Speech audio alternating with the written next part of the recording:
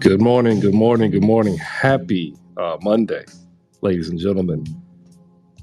Happy because the Los Angeles Lakers have lost again.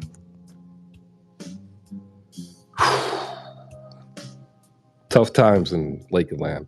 Ladies and gentlemen, thank you for coming in, making any part of your day part of Hoop Spaces, brought to you by slamgoods.com. Head over to slamgoods.com. Use promo code HoopSpaces. Save 15% off your entire purchase. They've got a lot of good things over at slamgoods.com. And like I like to say, I put out here, hey, it's hoodie season. And you definitely need a new hoodie.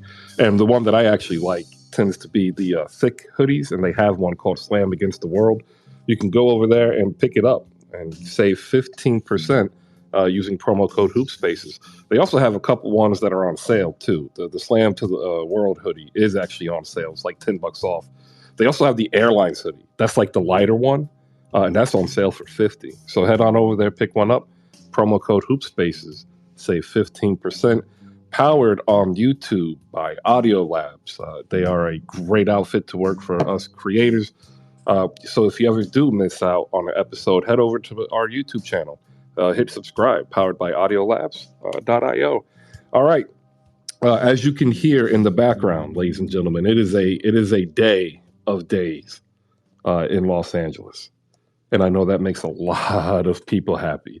But that right there, some somber note, 2-7, ladies and gentlemen, the Los Angeles Lakers. Only the Houston Rockets have a record worse than them, and we're going to talk about it. We also have news and notes as well as the recap for the weekend, and I'll get to hit this button now.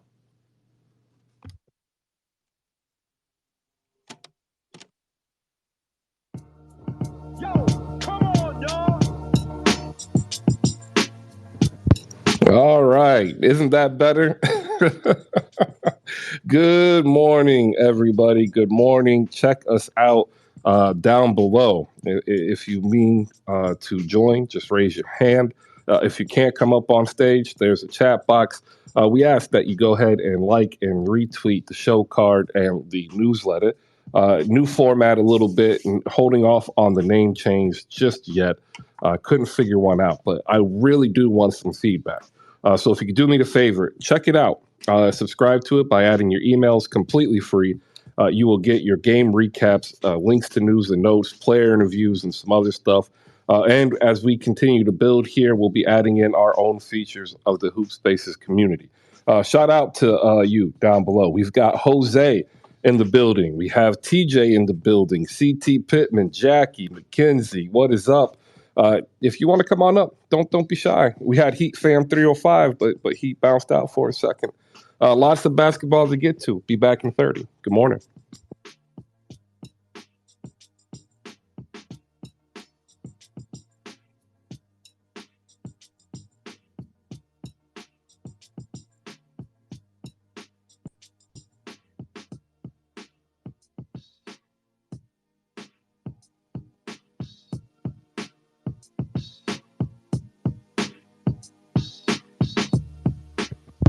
All right. Good morning. For those who missed it, I mean, I'm sorry. You missed out. We had a pretty good blues session going on here early in the morning. Shout out to Bankai who just popped in. Jay, John, it's good to see you. Evan is also in the building. Let's go ahead and get to it, though. We got a lot of basketball to cover from Friday night until this morning. And here we go. Friday night, ladies and gentlemen, the Cleveland Cavaliers defeated the Detroit Pistons 112-88. The Pacers beat the Heat 101-99. The Knicks beat the Sixers 106-104.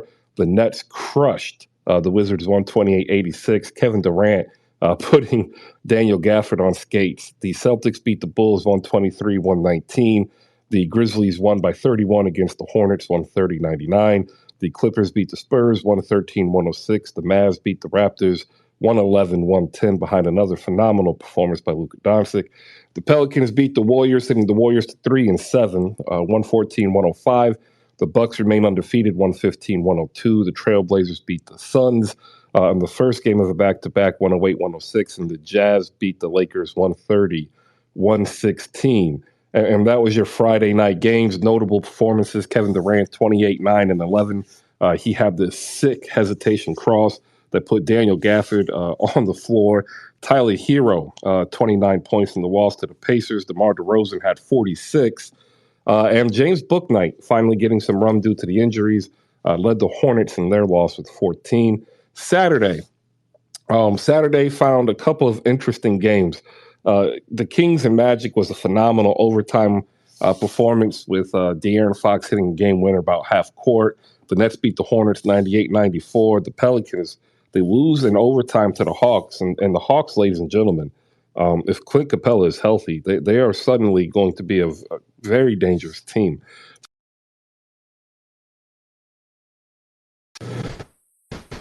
The Bucks beat the Thunder 108-94. The Timberwolves beat the Rockets 129-117. The Nuggets beat the Spurs 126-101. And the Suns on the back end beat the Trailblazers by 20, 102-82. And that was Saturday. And then yesterday we saw the Lakers, ladies and gentlemen, they fall to 2-7, 114-100 to the Cleveland Cavaliers. The Raptors beat the Bulls 113-104. The Grizzlies beat the Wizards again 103-97. And the Jazz sweep Los Angeles by beating the Clippers 110-102. What's up, everybody down below? If you could do me a favor, like and retweet the newsletter. Go ahead and sign up and subscribe with your email. 130 people have actually joined me on this journey. We've actually done now about 3 full weeks of a daily newsletter. We also get to feature a lot of creators in the Hoop Spaces network, as well as featured writers outside. And if you want to be involved in that, if you have some work yourself, just hit me up in the DM and maybe we can see about adding you to the creator spotlight. Let's go ahead and get into this LeBron James and the Los Angeles Lakers discussion. It's been pretty heavy since yesterday. And what it is a glaring weakness. But I think we have to be honest here that the Lakers went into this season actually understanding that this is what it was going to be. I've now watched this game twice, and there's no easy answers here. But what I think I figured out is that Rob Pelinka's plan, which is how he got this 4-year contract extension, wasn't based on results this year. It was based on putting the team in a position to capitalize in the offseason. Coming into the offseason, the Lakers would be able to have a minimum of 4 contracts on the books, being LeBron James, Anthony Davis, Damian Jones, if he picks a player up his player option, and rookie Max Christie. Every other current player on the Lakers roster has an out on their contract. Either they're going to expire, it's a team option, or it's non-guaranteed and be, cast aside.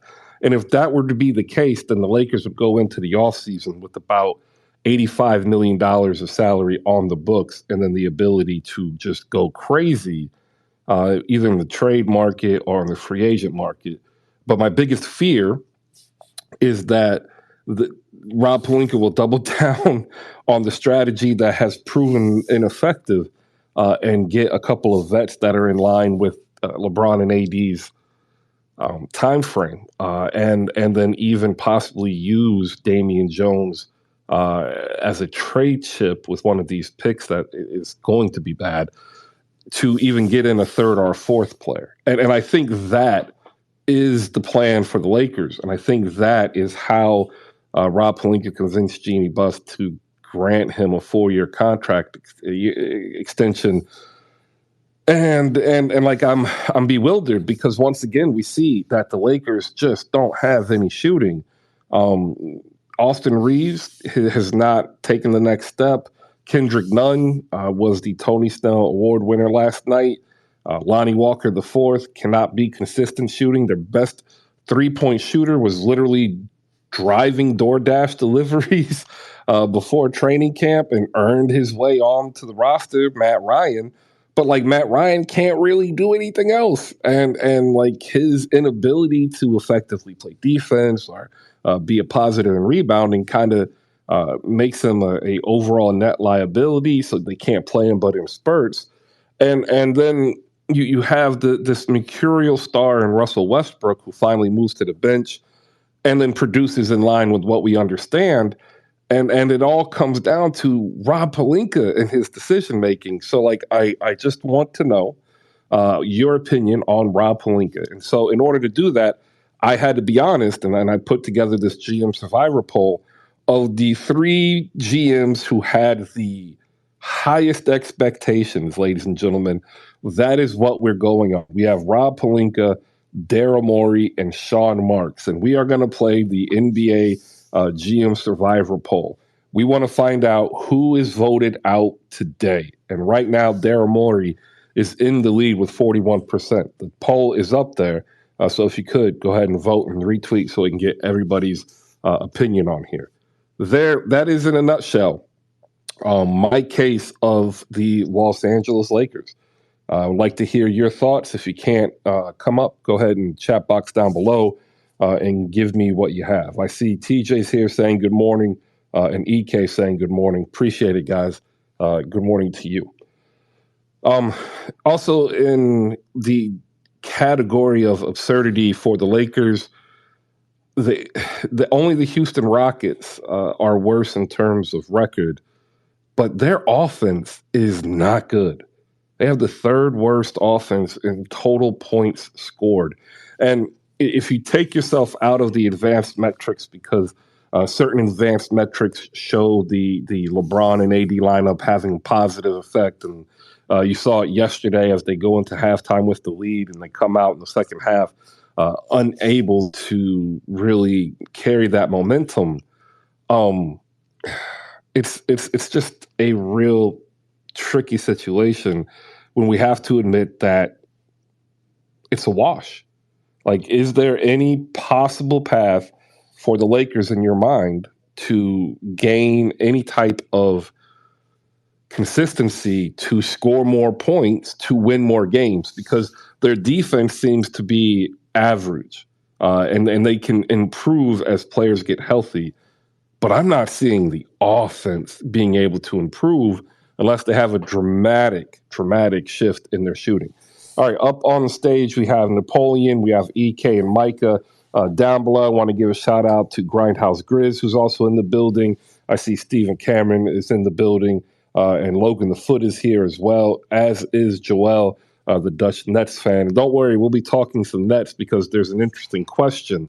Are the Nets better now without Ben Simmons playing and Kyrie being suspended?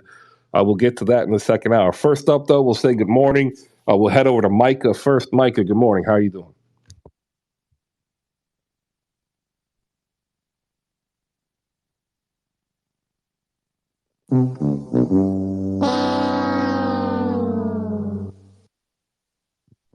All right. EK, good morning.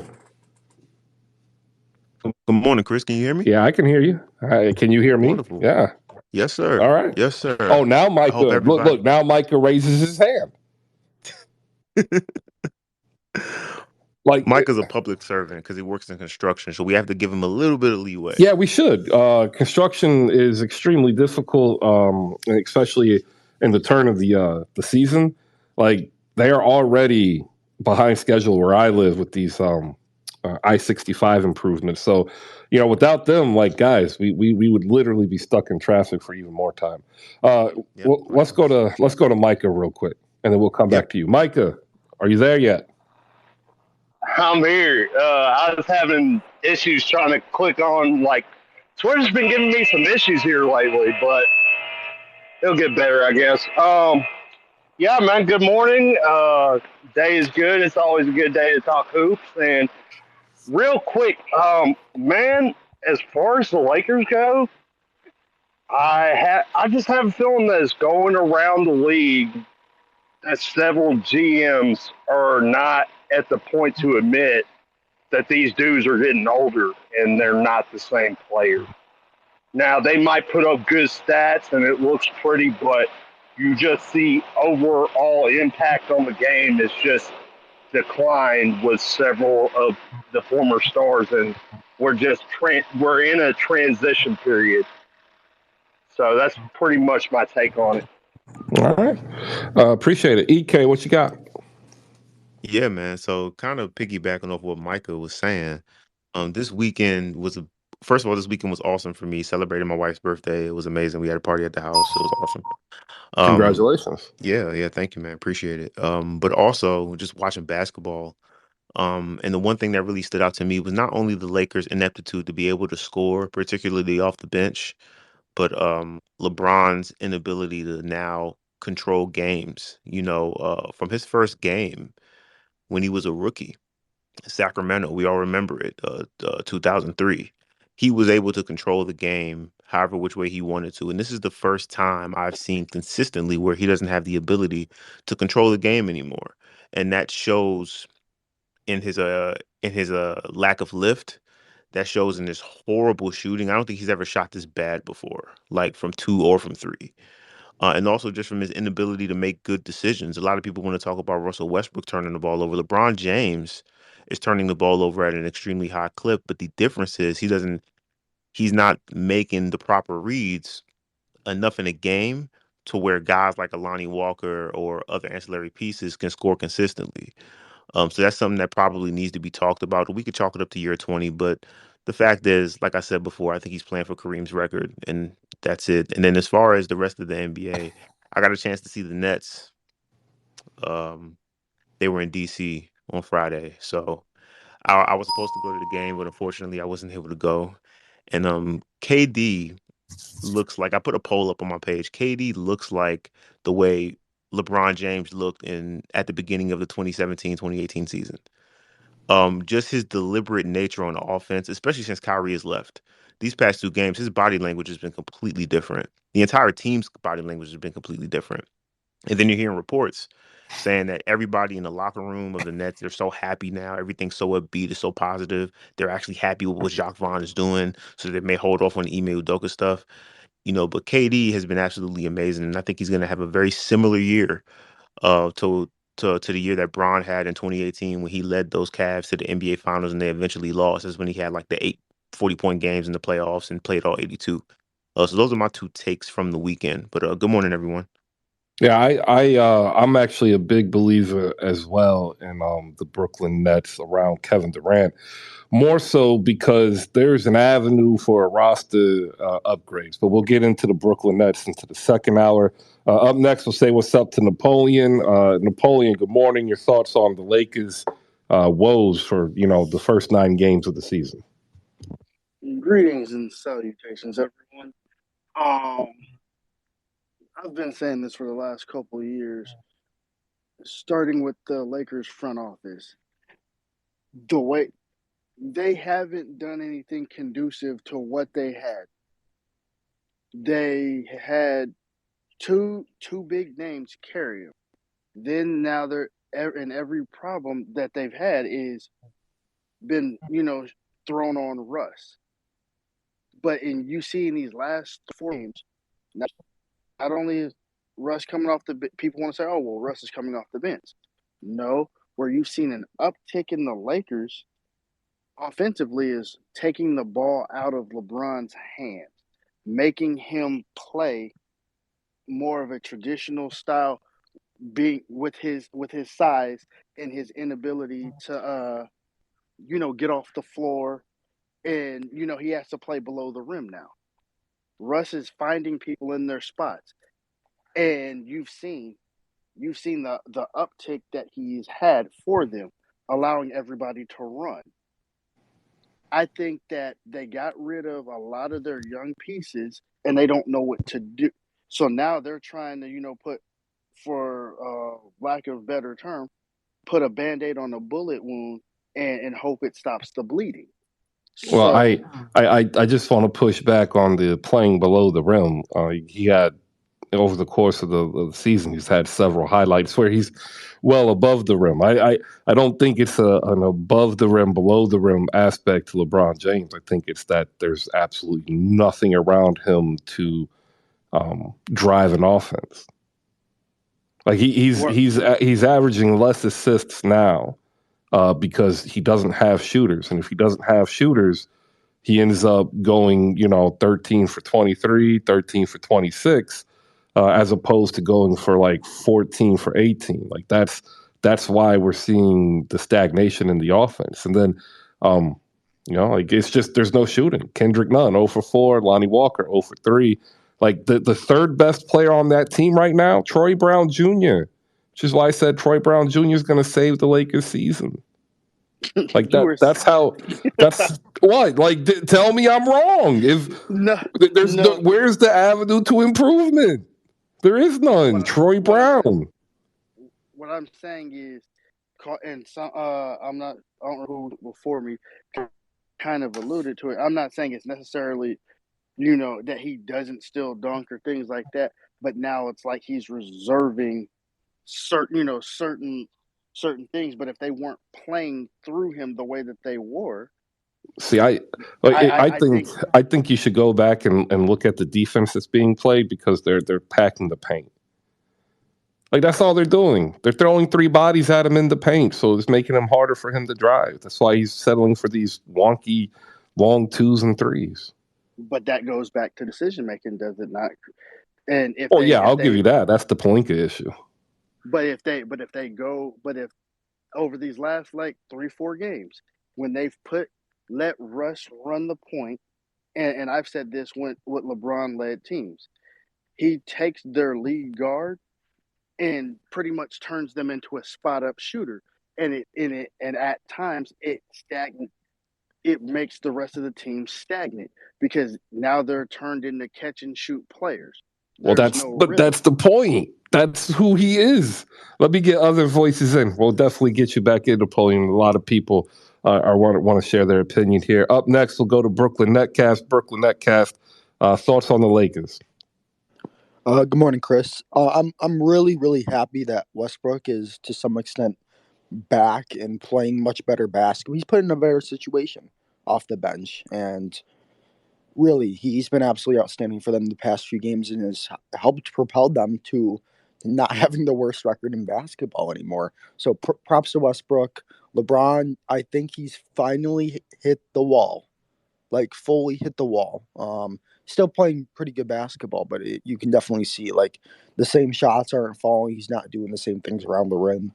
Um, so yeah, All they're right. in a tough spot. I think the lack of flexibility, like you've mentioned, of them being able to move or improve their roster is it's the worst in the league and the worst I've seen in years. There's just no avenue to improve. So they're screwed. I love how you say that putting Russell Westbrook on the bench propelled them to not have the league's worst record. They have the league's second worst record. There you go. Go Lakers. Go Lakers. Up next, Grindhouse Grizz, and I know he's at work, so I'm going to give him his floor to give his Lakers shot and some Grizzlies talk real quick. What's up, Grindhouse? How you doing? Good morning, everyone, and appreciate you letting me up. As far as the Lakers, what 2-7? Not too much to talk about. They're trash. Um, they're gonna give the Pelicans probably Scoot or Victor Wembanyama, unfortunately. But for the Grizzlies, 7-3, third seed in the West right now. Um, a lot of doubters out there thought, without Jaren Jackson Jr., we'd probably be like seventh or eighth seed right now, but we're still looking good. He'll probably be back this week. I'm guessing the Minnesota game on Friday. So hopefully he can get back into shape and we'll be looking good. Uh, if we were 3-7 like the Bay Area team out there, I think everybody up here would probably be on my head right now. But uh, as far as the You reasons just everything's asking for going well, violence, aren't you? of course. I mean, if we were 3-7, what would be the discussion, Chris? We got Um, humbled. We got well, humbled. This is you know what what? we It would be, but there would be a larger people who'd actually say, you know what, they really did need Trip. Like, I, because right when the season started, I said Santi Aldama will actually surprise you and at the same time show that Trip isn't as needed. So if you were to go 3-7, then I would be like, you know what, I was wrong. They need Trip. At 7-3, like I think this puts the onus up on how good Desmond Bain has been, the improvement for Ja, but more importantly, the front office did a fantastic job of revamping this second unit, and they're not getting any credit for it. My bad to interrupt you, but go ahead. no, you're fine. And speaking of Bane, I just put it at the top. Your NBA leader in fourth quarter scoring as of last night through 10 games. So congratulations to Des Bane. We're definitely starting an all-star campaign. I guess I'll come in here and do that every game. Try to at least, we're gonna get that all-star bang going.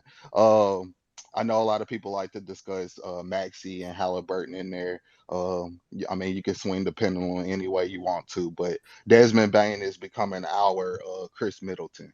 He's becoming a closer for us, and like I said, fourth quarter scoring and everything like that. We can go to that guy in any type of situation now and rely on him to get us a bucket or make a play for us. So shout out Desmond Bain, and like you said, Santi Aldama has done a pretty good job of filling in for Tripp. He has very good help side defense. Sometimes he overhelps a little bit too much, as we've seen in the two games with the Jazz.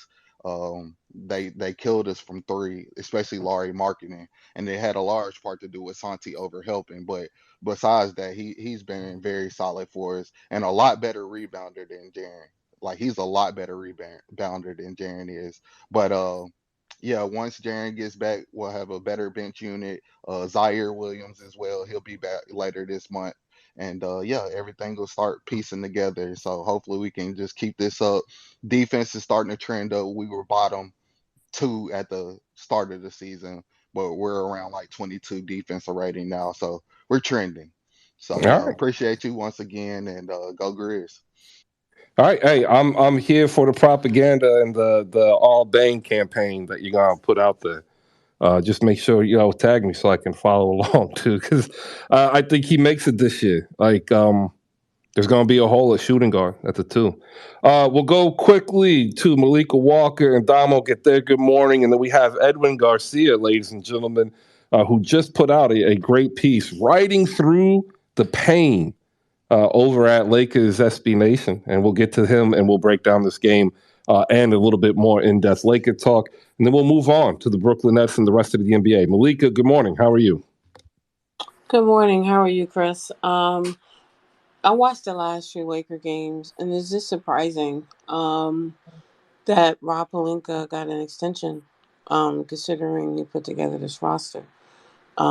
And yeah, like when LeBron is successful, everybody knows it's around LeBron with shooters. And funny thing is, I've always wanted to see Lonnie Walker outside of San Antonio. I was always curious of what he can do on another team. Um, I just don't feel like they have the right mix to exploit even the young players that they have. It's nice to see Russ out of the dungeon because he was getting so much of the blame and so much of the it was so negative in terms of how fans felt about him and his body language. Sometimes some of the things are being misunderstood, but it's nice to see him um, get some respect from the fans. I think their issue is beyond Russ. It's their roster is a mess, and their roster. They need to get Bron some shooters, but how to do that? They're gonna have to get rid of one of those two, because they don't have a roster They Yeah. don't have anything to trade except one of their big guys. Opening up, I gave the assessment of how Rob Pelinka got the contract extension. I'll reset that real quick before Edwin and I get into it. Damo, real quick, say good morning and what your thoughts are regarding anything. Because we got a lot of people today. I'm happy, but everybody's going to have to be able to go. I just have to make sure that the show keeps moving. Good morning, good morning, good morning. That's great Popovich. God bless Archie Buford. Crown Jewel. Yeah, y'all know the spill. Quickly, I will say number one, I don't know how Desmond Bain is gonna make the All-Star game when Devin Vassell and or Keldon Johnson will make it. Note I said and or. The other thing I want to say is Chris. I don't know if you remember. I want to say it was like either the right before the start of the season. There was a show, and I believe I was the only person in here. I believe one of the question was, "Is the Bucks championship window closing?" And I was one of the only people, the spaces that defended the Bucks organization. They are currently 9-0. I would like my flowers for that. And if Rob Pelinka is getting an extension manager, then I should at least be a scout. Because people don't give me my credit for my rights. The San Antonio Basketball Spurs are 5-5. We play the Denver Nuggets tonight. We're well on our way to about a ninth seed playing Spurs and the 13th overall pick, which will probably be a future All-Star. That is There, all. Y'all last morning. there you go. All right. So to reset the Palinka issue here, I watched the game in its entirety again, and I went down the rabbit hole of the Lakers' possible options as well as what next year would look like, and next year, and I'm assuming Damian Jones, unless he's traded, opts in. They'll have 4 players on the books: Anthony Davis, LeBron James at 40 mil apiece. I'm not going to give you the exact one, rounded down to the nearest. Damian Jones on a player options like 2.5, and then Max Christie at 1.5. So they could go into the offseason with only $85 million on the books, wide open to recruit players to go for another championship run. And I think that is what Rob Pelinka sold to Jeannie Buss as the long-term plan to make sure that they get at least another championship. Now that means 2 things: that they knew the roster they were constructing was not going to work, or they knew that going into the trade deadline that there was going to be a deal that they will be able to make. Other than that, everything makes zero sense. As we said, Matt Ryan, the best shooter, literally DoorDash before training camp. And that was after an off season where everybody was like, what are the Lakers doing? They have 10 point guards with no shooters. After getting Patrick Beverly and signing Dennis Schroeder, they had Matt McClung for a second. It's just crazy. Edwin Garcia, ladies and gentlemen of Lakers SB Nation, just put out a phenomenal piece writing through the pain. We will get that up here for you to go ahead and view. But also take a look at the YouTube that he does. He actually did the entire Lakers schedule, all 82 games. And we're going to ask him right now if there's any changes coming up on that, because now I had them at 40 and 42, and I'm trying to figure out how they get to 34 wins. Edwin, good morning. Good morning, Chris. Man, yeah, it's right into the paint for sure. I think you hit the nail on the head when it comes to the team, and that's why it's just a phrasing issue. But when you write, should they blow it up? I'm like, blow what up? They have nothing to blow up. What are you gonna try to ship Matt Ryan somewhere? There's nothing to blow up. The long story short of the team, and again, it's not the sexy thing to say, but they made a mistake going all in on Russ, and when you went all in on Russ, you destroyed any chances of anything else. It had to be, this works, and if it doesn't, you are screwed. It has not, they are screwed. There's no package, there's nothing to do. You're stuck. You gave away all your good pieces, and you signed a third player to a borderline max contract, meaning all you could sign is players on vet minimum deals, and that's it. So those 3 have to be so phenomenal that there is no need for anyone else except a couple of vet minimum guys who are ring chasing. And as you can see, this is not the kind of team that that kind of player would want to go to. And you can't get any mid-level players that you need for depth. So you have no options. Your option is nothing. You have no options whatsoever. Unless you, again, obviously the trade for Russ, again, he's been great, but that's still the best move because that's a player that's coming off the books next year. That's a player that, despite his positive play, cannot help them win in that sense, won a game, but just can't do it because what we need, as you know, is another big and a shooter. And he is neither of those things. So even though he's played well, he's still the one to go. LeBron's not going. I do a lot of TikTok lives, and every single time I have to remind people, I think they're also trolling a little bit, but they're like, trade LeBron. I'm like, he cannot be traded. He just signed a contract extension. He literally cannot He be cannot traded. be traded. If he requested a trade, they would say, great, maybe next year. Literally impossible. It's illegal. They cannot trade him. So, and AD, today was the first day I heard something worth maybe, possibly being an option. But from what I understand, the Lakers organization, they love AD. They adore AD. He's a clutch client. LeBron would obviously have to be okay with that. And from what I've heard, nothing has changed on that statement I just made. They love AD. He's a clutch client, and LeBron would have to be okay with that, and nothing like that's changed. And that's what I've said about LeBron this whole time. He knows exactly what he's doing. He's committed. People don't like to hear it because they want, I don't know, I guess they want the Lakers to implode and LeBron to regret. He does not regret his decision. He knew exactly what the roster was, and he said it earlier this season. He's like, I know what the roster is, and I'm here for it. The same thing he said when he came to the Lakers with Lonzo and they were losing. They asked him, is this what you expected? And he said, I know what I got myself into. Like, I know this isn't a champion. He didn't say this part, but he basically said, I know this ain't a championship team. We're building something. I get it. I came here knowing Denver was a better option, knowing Philly was a better option. If I want to win now, I'm here because I want to build this up and win.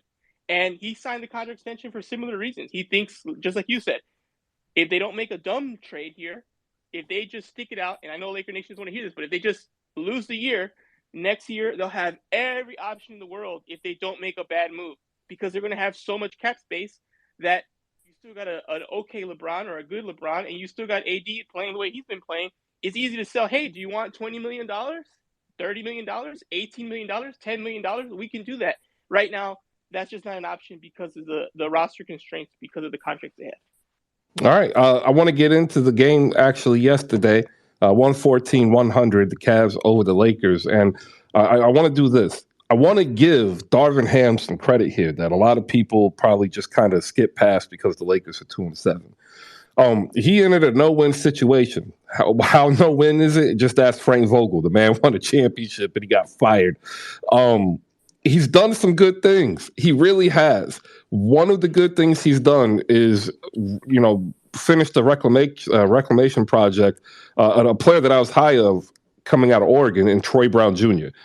He's now cemented in as the starter. He's doing pretty well. The one thing I didn't like is the fact that Anthony Davis had the same amount of field goal attempts. But that's pretty cool. And then we get into Matt Ryan. He's figured out a way to fit. He got him in there. So you see some actual positives on how Coach Darvin Ham is working with some of the talent. But then you look at some of the veterans and you get your head scratching. Kendrick Nunn, the Tony Snell Award winner, 18 minutes, 0 points, 0 for 5. Lonnie Walker, I don't know. I don't know. Juan Toscano Anderson, he took this three that you just look and you just say, why? Wenyen Gabriel, it is what it is. What can we do just to, as a fan of the game, understand what Darvin Ham is doing on the inside? Because we're not really following it as much as Laker fans, and we'll get Jay and Jeff in here in a second. But if we're looking on the outside in, what are we overlooking that you're seeing covering the team every day? Yeah, I think what you mentioned, Troy Brown Jr. has been very good. I think the Lakers still have to battle with the AD at the 4-5 because when AD's at the 5, it still makes the team rather small. And I know that was what Darvin was envisioning, a small team that can switch and be a little more agile and versatile. But honestly, I think Wenyen Gabriel is actually the answer at the 5. Not because he's spectacular, but he gives you maximum effort, and he's tall enough and strong enough to at least get you a couple rebounds, a couple hustle plays. And I think if you and I know you said you rewatched the game, so you watched it a couple times. He didn't do anything spectacular, but he kept the possession alive here and there. He contested a couple of shots. I think he's good enough, and especially with the options they have, I would try starting Wenyen Gabriel and maybe playing like a 5-minute, 8-minute shift to start the game with AD and see if that size kind of helps protect the rim a little bit, give AD less of the load. That's probably, I think, the best move of what they had. And of course, I do like Dennis, and he hasn't played because he's been injured. I'd love to see where he fits in here, because Kendrick Nunn's not it. I think we learned that yesterday. If you weren't sure yet, he got an opportunity with the start, and he's just not looked good at all. His shot's not there. He's not scoring. He's not creating opportunities for anybody. He had a good assist to start the game with AD. It was the first play. He got a nice pass to AD. AD slammed it to start the game. After that, I can't think of another Kendrick Nunn highlight. So I think Kendrick Nunn's got to get out of the rotation once again. And then you when Schroeder comes back, you bring him in, and let's try Wenyen Gabriel at the 5. I think that's probably the best options they have right now. And I agree with you on Troy Brown Jr. Again, Popovich just kind of holds players back, doesn't he? Well, no, Troy Brown was drafted in Washington and he got injured. And then he got sent to Chicago and he got injured. He's never been healthy. It's the healthiest he's been. Same like Edmund Sumner in Brooklyn, the healthiest they've been. But I actually like both Lonnie of them Walker. coming out. Yeah. Oh, yeah. Lonnie Walker.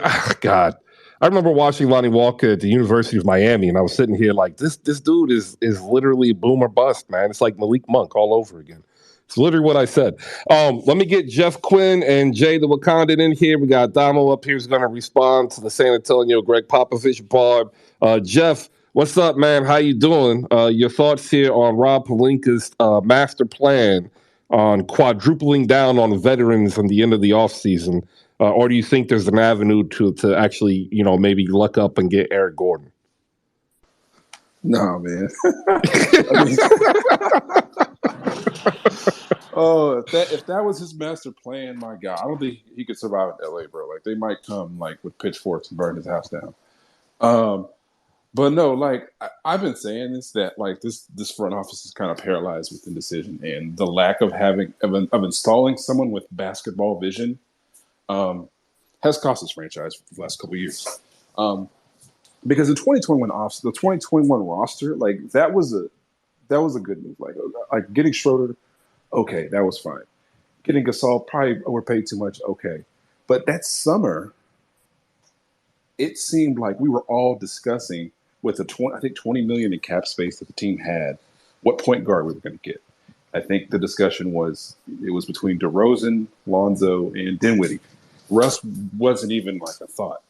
And like everybody, I was shocked that even fucking happened. I was just like, what are we doing? Like, I don't hate Russ or anything, but it was just like, that is crazy out of left field. I was like, what? Like, wow, like that doesn't even fit what we were doing, because the way we were playing, we needed a guard that could play, make, and shoot. And Russ is neither of those things.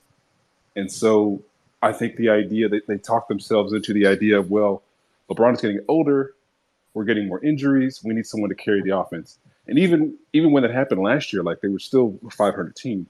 So I guess they talked themselves into that. And so now they're in this position where if they were going to trade those picks, they should have done it in the summer. But now it's like, for fucking what? Like, what's the point? Because really, this season, we are not getting superstar production out of LeBron and AD. We're getting like all-star level production, but not the superstar production needed to win games with the roster this thin. And so now, because of that, you have to step back and say, okay, well, I'm not trading those picks. Like, it's not going to really massively improve the team if I'm not getting superstar performance out of those two. So, as far as getting better, like, it just seems like this is them trying to stay competitive or at least appear like they're trying hard while punting the season. And I don't even like again, this is where basketball vision comes and hurts the franchise, because next year, if you look at that 2023 free agent list, that is not sexy. And Bogdanovich just got an extension, I think, so he's off the board. Kyrie's out there, but I mean, I don't know. I mean, paying Kyrie $30 million, all the available cap space, still doesn't like address the team needs. And then on top of like those 3 draft picks, like what star is going for a late first, 2 unprotected firsts, 3 or 4 years later?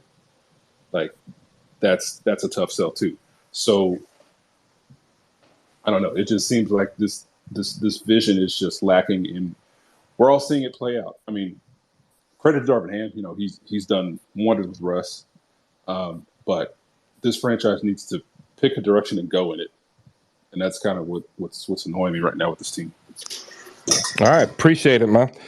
Jay, the Wakandan Tech Support, you're up next. Good morning. You've got a good team that you can be happy about with your home team, Memphis Grizzlies, and a team that you can pull your hair out, the Los Angeles Lakers. Right now, it's bad. It looks bad. And I want to take this time, though, to say, Jackson State by 40, because right now that's what the Lakers need, that type of mentality. Jay, what do you got for your LA squad? Now, what's going on with the Lakers is I was right 2 years ago. You should have traded LeBron and you should have traded AD for draft capital because I saw this coming. It's year 20. The reason why y'all think the issue is shooters is because you think this is 2012 LeBron. This is no longer 2012 LeBron where you can have Kyle Korver in the lineup because Bron is so good he can guard his man and Kyle Korver's man. That LeBron is gone. This LeBron, nobody is scared of on offense or defense because you think, oh, if we put shooters around him, how does the shooter get open in a LeBron offense? LeBron puts his foot in the ground, gets to the rim, and collapses the defense. When's the last time you've seen LeBron put his foot in the ground and collapse the defense at will for a whole 36-minute shift? So I can't do another year of these asinine pie in the sky 5-year-ago LeBron roster constructions because I had to deal all year with, well, we didn't have Kendrick Nunn. You got Kendrick Nunn now. What's the issue? AD is not a 5. The Lakers messed up when they got rid of JaVale McGee, when they got rid of Marc Gasol. AD shoots jumpers statistically like Michael Kidd-Gilchrist. The issue, look at the numbers. Look at the numbers. Yo, they're bad. Come on, they're bad. man. Nah, Chris, you've been calling me crazy for 2 years. Nah, I'm going to get these bars off. Okay? Go ahead. I told y'all not to trade the picks in AD. He comes for free. Instead, you decide to be the LA Knicks and make the Carmelo Anthony trade all over again. Then you're upset because now you're the LA Knicks. You don't have any picks and you don't have superstar talent. You just got names that get national TV games, so you can get embarrassed in front of everybody. So sit in, buckle up. You can't trade those picks. Trading those picks is how you got a roster where, dang, we can't improve the squad. You know why? Because you ain't got no picks. Stop it. Buckle up. I told y'all you can choose 3 years of pain, post Bron and AD trade, or you can choose 6 years of pain and keep them on the roster. Y'all chose 6 years of pain. So buckle in, Buttercup. It's going to be a rough 4 years. It is what it is. There's no improving. There's no improving this roster. This is it. I didn't see a Buttercup coming at me this morning. Dabo, what do you have? Hey, man, how you let me follow that? Hey, look, I didn't know he was going that hard. I mean, like, he's went back 2 years. Can I give a mini econ lesson? I'll be very quick. Sure. Okay, so in economics, they teach us that corporations, from a leadership perspective, don't generally fail because of like ineptitude. It's because of like conflicting goals, right? So like the CEO may not have the same goal as the board of directors, as stockholders, et cetera, et cetera. I think that's what we're seeing in LA.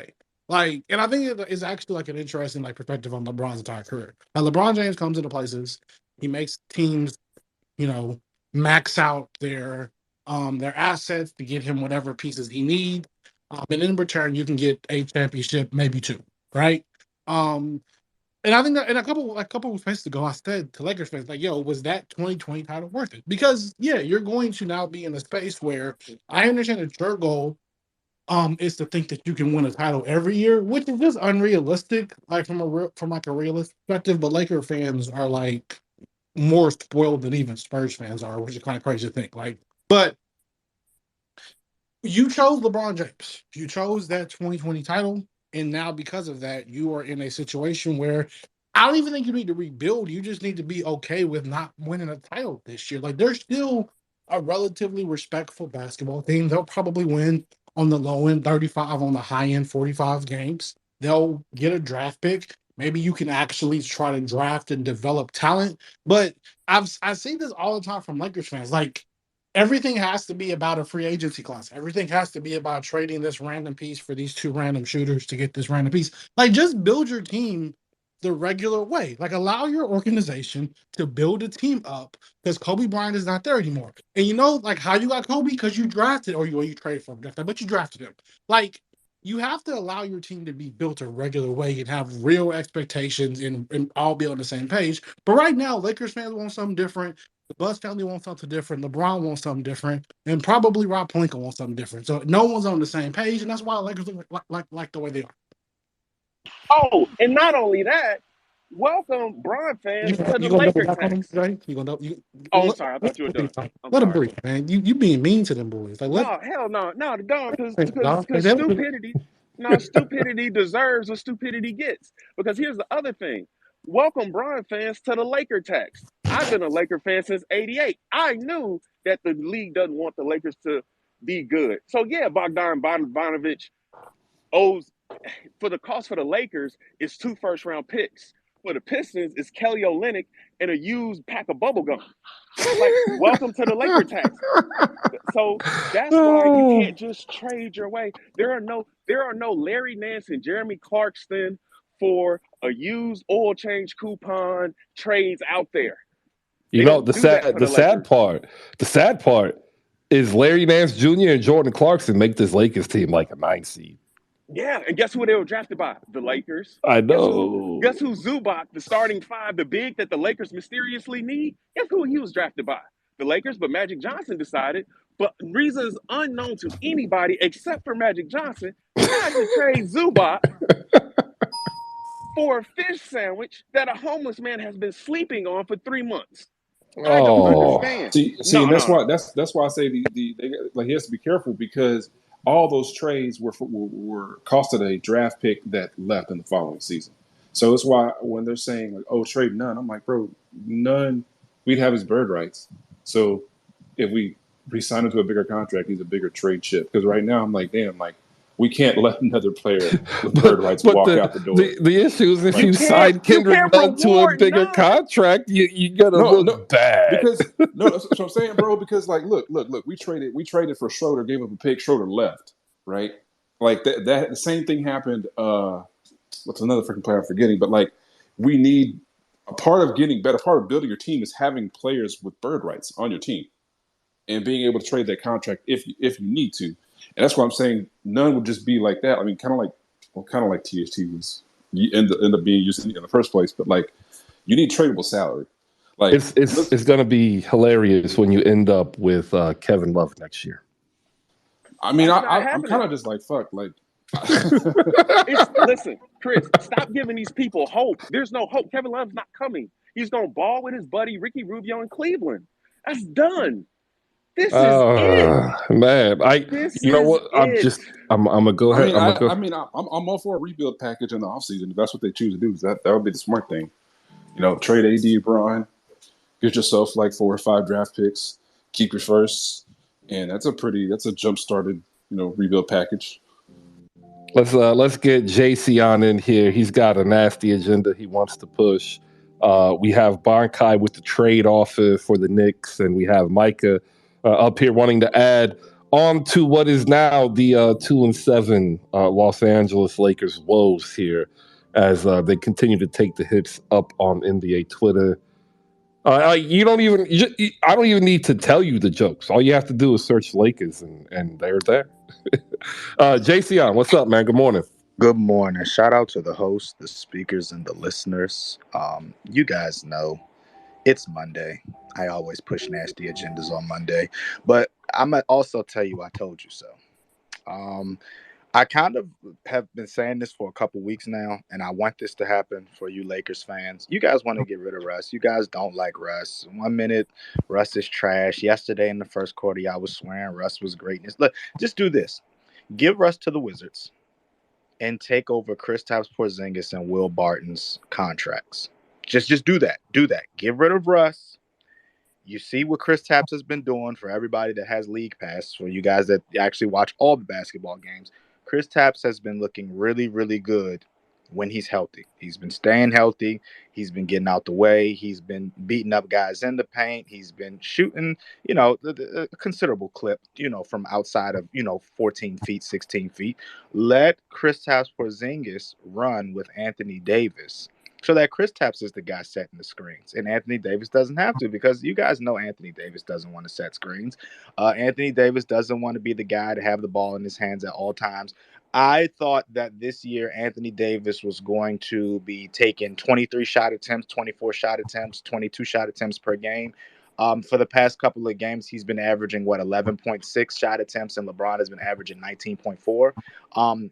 That's not what you guys wanted from Anthony Davis. So get a big in there that does not mind taking 20 shots a game. Get Kristaps in there. Let Will Barton come off the bench and provide you 14 points and 6 rebounds and 7 assists, because you guys desperately need help.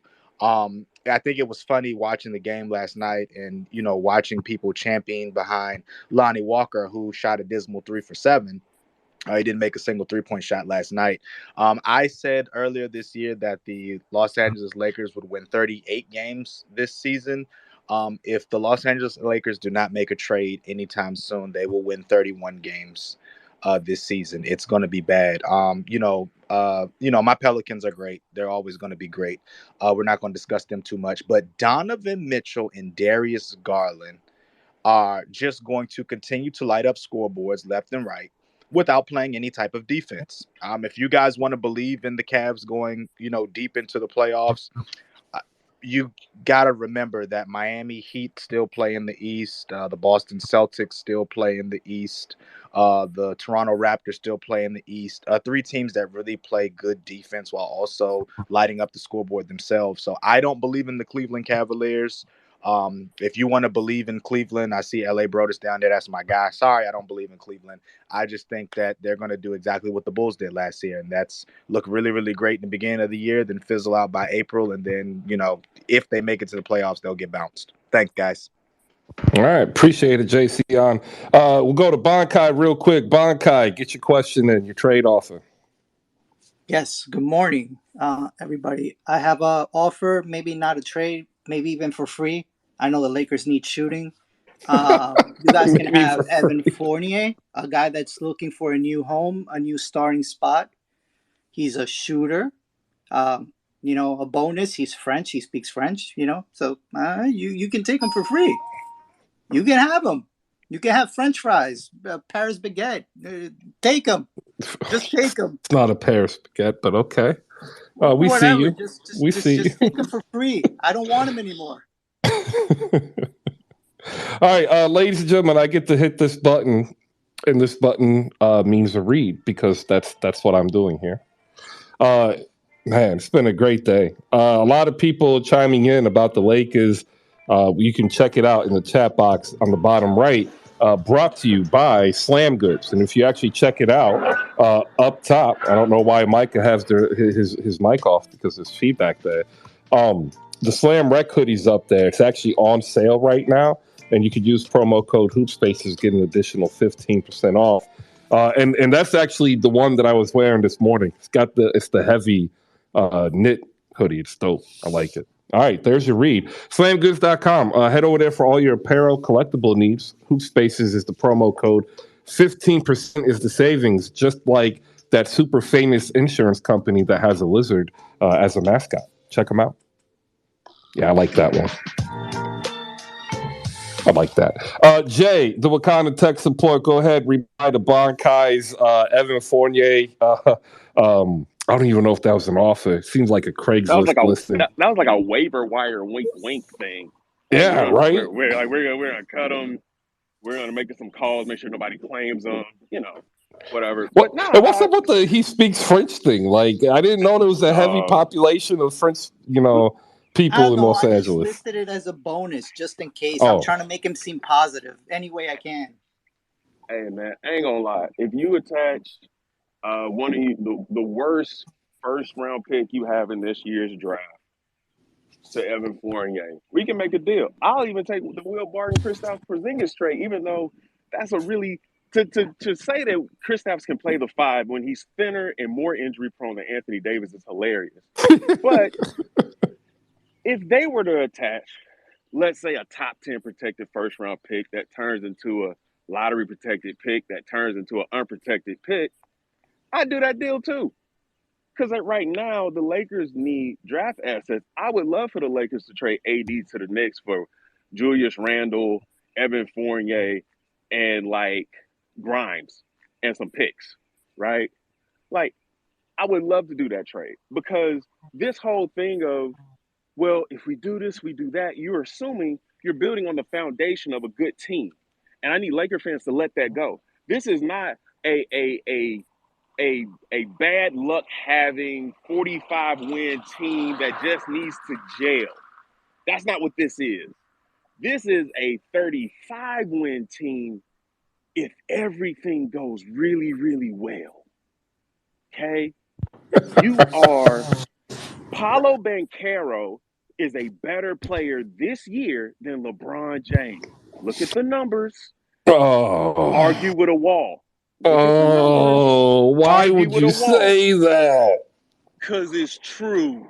Oh, Look at the shooting percentages. Look at the numbers. Look at the free throw. Look at all of it. Defensive efficiency. Look at all of it. Paulo Banchero is a better player than LeBron James. I need that to sink in. that is I need nasty. that to sink in. I need you to sink in the fact that if Bol was on this team, he is the third best player. I need that to sink in for Laker fans. This is bad. To quote Stephen A. Smith, this is bad. This is very, very bad. So buckle up and enjoy this dumpster fire of a thing. And here's the other thing. I understand you want Rob Pelinka's fade. His contract doesn't expire till LeBron's ends like a year earlier. Same thing with Darwin Ham. I think what Jeannie Buss is doing is she's decided that she's going to get all the benefits she can out of the toxic relationship with LeBron James, and she's just going to grit her teeth. She's just going to ride it out. And I don't mind that. I get it. Because if you got LeBron locked in for 2 more years after this one, there's a lot of sponsorship deals. There's a lot of whatever money that comes along with that. Fine. But I need Laker fans to understand that until you let go of this LeBron AD core, thinking that you're going to win something with those as your two best players, let that go. It's not happening. That window is shut. It's over. It's been nailed through. Because the other thing is, Wembanyama is coming. Scoot Henderson is coming. And if the Lakers are this bad, the Pelicans are going to be able to add one of those players or Amen Thompson or Whitehead out of Duke to this loaded Pelicans roster. And that's going to shut the window even further. The Kings are Keegan Murray would be the best player on the Lakers right now. Oh, that warms my heart and also worries me that you say that. It's true. Show me the lie. Shout out to Chuck down below. Chuck is dying in laughter. Paulo better than Braun is so nasty, man. And he's got the laughing emoji. Chuck, shoot us a follow. Come on up and let's hear your take if you got the time. Up next, though, we're going to move into Micah. He's been waiting. Micah, go ahead. I'll give you ourselves 60 seconds. What you got? Hey, real quick. I got an offer. They can have JaVale for a second rounder and 2 McDoubles. Yo, you hear the laughter in the background? They are supposed to be working, and they laugh because JaVale is a second rounder and 2 McDoubles, and that's an improvement for the Lakers. Done. That's a great trade. What do you mean? All right, Paulo Banchero. Look at the numbers. Chris, you think LeBron could give you 35 and 10 and 10 if he wanted to? Yes. I don't. Yes, I do. No, not with that efficiency. Not with that efficiency. His legs are shot. How you airball elbow jumpers? You're being nasty now, Jay. I'm being true. Look at the film, Chris. The legs are done. It's year 20. Father Time has him in a crossface crippler. He's beating his Oh, legs with a crossbar. oh. I'm not saying LeBron's not gonna have a fantastic month where everybody's gonna play this or and they're gonna at me in my mentions like, see, yeah, it was just a bad streak. There's gonna be one good month, and then he's gonna go back to being a really, really, really big Bam Adebayo, and I'm gonna be like, He remember shoots. this? He shoots better. He shoots better than Bam. He Crazy assists better disrespectful. than Bam. This is Let's nasty. let's have this conversation in April. Let's see All if he right. shoots better than Bam in April. Okay. Hey, I What? look. What is he listen. doing? You are going in right now. Like you feel like you've been waiting this whole moment to give LeBron erasure. Like that's the only reason why I came on stage because it's like, damn. Well, how long have you been feeling like this? I've been a Laker fan since '88. I've been feeling like this since Clutch leaked that they're going to trade the entire core of a team that, by the way, y'all forget, Bron had fourth in the West at Christmas till he tore his groin.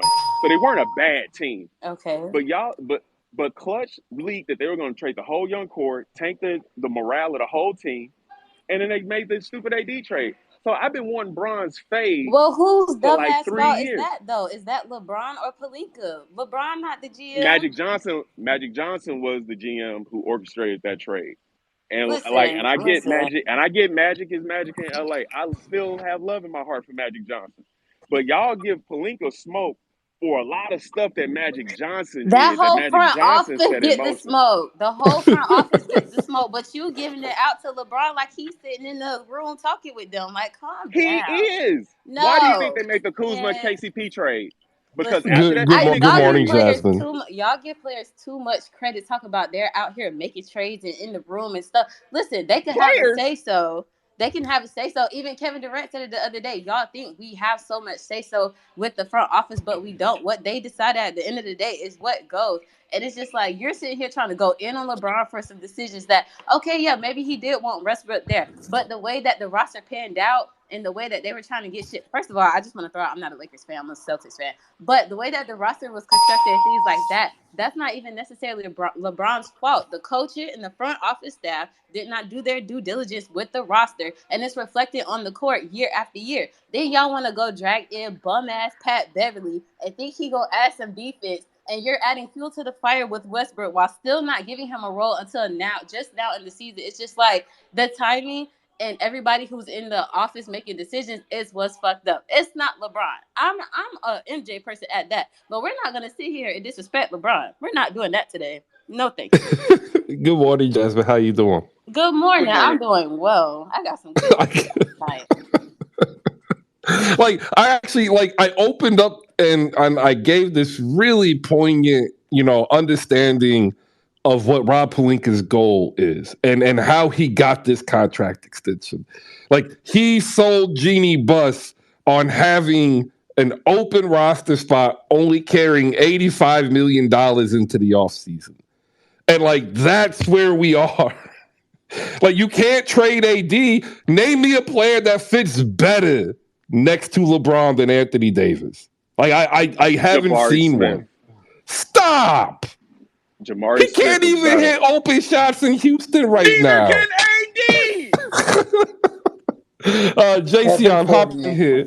Yo, this is getting very disgusting. I just, when I see LeBron James, I see Murder Mook, right? And for those of you that know battle rap, Murder Mook has been doing this for 20 years. He's been going into other people's cities and just stealing their hearts and souls with his, tenacious rapping ability, right? And yesterday, Murder Mook was on stage and he was going against this guy who had been tearing the UR League anew, and he won. And it goes to show that father time is not as important as you guys think that he is in today's modern technology with medicine, with the way that the gyms are working and the way that our bodies are adapting to the changes and things of that nature. I don't think it's over for LeBron yet. I love the joke that Paulo is a better player than LeBron this year. I don't see it. And the reason that I don't see it is because at the end of the day, you look at LeBron and it isn't until the final buzzer beats that you've realized that they've lost, because LeBron will still keep you in the game. He was 13 for 23 last night. Yeah, I get it. I understand. They're in a rut right now. It's the beginning of the season. They haven't even played 10 games yet. I'm not pushing the panic button yet. Well, one, because I'm not a Lakers fan. And two, I want the Lakers to ultimately get the first pick so that it can come to us so that Vic and Zion and B.I. can play together. But two, I'm not pushing the panic button because we know how this game goes. We know how basketball goes as an 82-game season. There's no telling what could happen. Tomorrow, a blockbuster trade could go down and LeBron could get two superstars next to him. Not very likely, but it could very well happen. And then we changed the whole conversation. I remember we were in here one time and people were telling me how much Russ sucks. Yesterday, I get on the timeline and everybody's praising Russ like they forgot about last season. So Hello. let's not here, not me. Nah, but I'm just saying, Yeah, like, I was just about to say, you won't find me saying Russ is sorry. That's not what I said. What I said was they got LeBron, who's the system is always LeBron, and then they got Russ, where the system is always Russ, and then you want them to coexist. And LeBron's not cutting off ball for anybody, and Russ is not cutting off ball for anybody. So it was a fit thing. That's what I've Re- always re- said. real quick, I want to add something in here because we haven't really talked about the Cavs in this aspect at all. Donovan Mitchell, Darius Garland, they're going to be fighting the likes of Trae Young and DeJounte Murray for the best backcourt title. But they did this and pulled away in the second half with Evan Mobley playing like doo-doo. That's because the Cavs are the second best team in the East, and y'all haven't caught up yet. stop it right now. Stop it Bro, right now. They are. Stop it. They The threw Cavs are the best. Dean Wade out there for 25 minutes to give LeBron James 4 fouls. Stop it. The, I love what the Cavs are doing. I love that they're 8-1 right now. Stop it. It's 9 the games into the season for them. They haven't even played 10 games, and you're already heralding them and championing them and commandeering them as the second best team in the East. Well, not That's okay. what me. we're That doing. was Jay, and he's going by the I record. got facts. I got facts for you. The Cavs were on a 50-win pace last year. Yeah. They replaced Lauri Markkanen, who's really good this year, with Donovan Mitchell. Who's the better player, Donovan Mitchell or Lauri Markkanen? By Well, your I'd say silence, I'll take that as I'm right. Okay, so this team got better, objectively better, because they took one player and replaced him directly with a better player. So the thing about that Cavs team is they didn't have a finisher. They didn't have a closer. They didn't have a guy that could throw the ball to when they're down 4 with 5 minutes left to go and say, lead us there. They got that guy in Donovan Mitchell. And then what you also haven't noticed is Evan Mobley is what AD was when he was young. He's this guy who can cover 2 guys at once. He can cover from baseline to free throw line and really almost corner 3 to the rim in like 2 strides. And what the Cavs did last night was they just decided, you know what? We're having a hard time scoring. Maybe we partied too much in LA. Let's just play defense. Let's just turn the faucet off. And that's what the Cavs did. They just big brothered the Lakers in the second half. And that's why you see these wild first the half, second half shooting splits. Is it the my turn to speak now? Is yeah. it my turn to speak? Real quick, I'll let you go. I want to say the best trio lineup was Kevin Love, Dean Wade, and G.D. Osmond playing together. Go ahead, JC. Let me give you the records of the teams that the Cavaliers have played this season so far: 2-6, 2-8, 4-5, 6-3, 2-8, 4-5, 5-4. I'm not here to champion the Cavaliers for beating up on the teams such as the Wizards, the Magic, the Pistons, the Lakers, the Knicks. I'm not here to do that. I'm here to wait, like I've always said, and I'm sure Hoops has heard me say this plenty of times. I usually wait until February before I start giving those totalitarian sentences like, oh, this is the best team in the East. This is the best team. I usually wait because, as you can see, the Cavs have played a lot of pretenders. A lot of pretenders. I mean, they played the Celtics, right? I'll give them that. They played the Bulls. But who else have they played? They were going to smack the Lakers. They were going to smack the Pistons. They were going to smack the Wizards. They were going to smack the Magic. Like they were supposed to smack the Magic. Let me say that. Like we knew that was going to happen. Like what are we doing right now? Like I just don't understand. I can't give the Cavaliers the second best team in the East when they've played nobody yet. That's just all I was saying about that. All right, let me get Go ahead, Jay. 30 seconds. The same Pistons the Warriors were supposed to smack. The same Wizards that the 76ers were supposed to smack. Like, I said at the beginning of the season, Wizards were a sneaky playoff team or play-in team. Like there's certain things in the NBA that do translate year to year, and defense is one of them.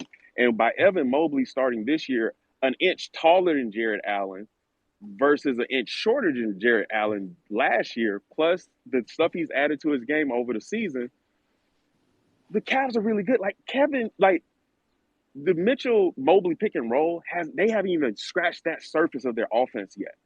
So I'm still projecting growth for this team. They're the second best team because of the matchups. All right. So I do want to give Cleveland a little bit more run here. Like we are heavy on the Lakers today, but that's because they're the Lakers, and when we see greatness not be great, it's dramatic. Makes for good comedy and entertainment.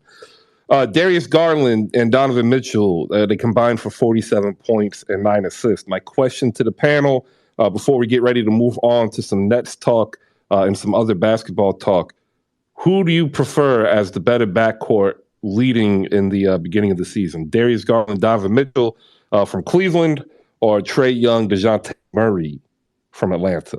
I'll just go around the room real quick. We'll start with Damo up top, JCR next, Bonkai, then Jay the Wakandan. We'll finish everybody else out. Damo, go ahead.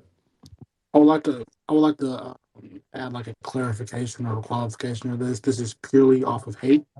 But Darius Garland and Donovan Mitchell. Again, this is totally me being a hater. Would like to clarify I wish all bad things for the city of Atlanta outside of their chicken wings. That's all. All right. Appreciate it. Jayson, who do you prefer? I'm gonna take them Atlanta boys because one of them Atlanta boys actually plays defense. I'm out of the 4 people that you named. Only one of them plays defense, and he just happens to be on the Atlanta Hawks team. Like, I love that y'all love the fact that Darius Garland and Donovan Mitchell can light up a scoreboard faster than anybody in the East. I love that. Where the hell is the defense? That's just all I want to know. Where the hell is the defense? I thought basketball was 2 sides of the ball. I thought there was an offense and a defense side. If all you are offense, I mean, what good is that when the playoffs come, when everybody you're playing is usually really good in defense, and that's why they got there. So give me them Atlanta boys. All right. Bonkai. I go with the Hawks backcourt just because of what Jason, I hope I said that right, mentioned. DeJounte Murray is the one that separates from all of them because he plays both ends of the floor. But he's also, to me, triple-double threat on any given night, to be honest.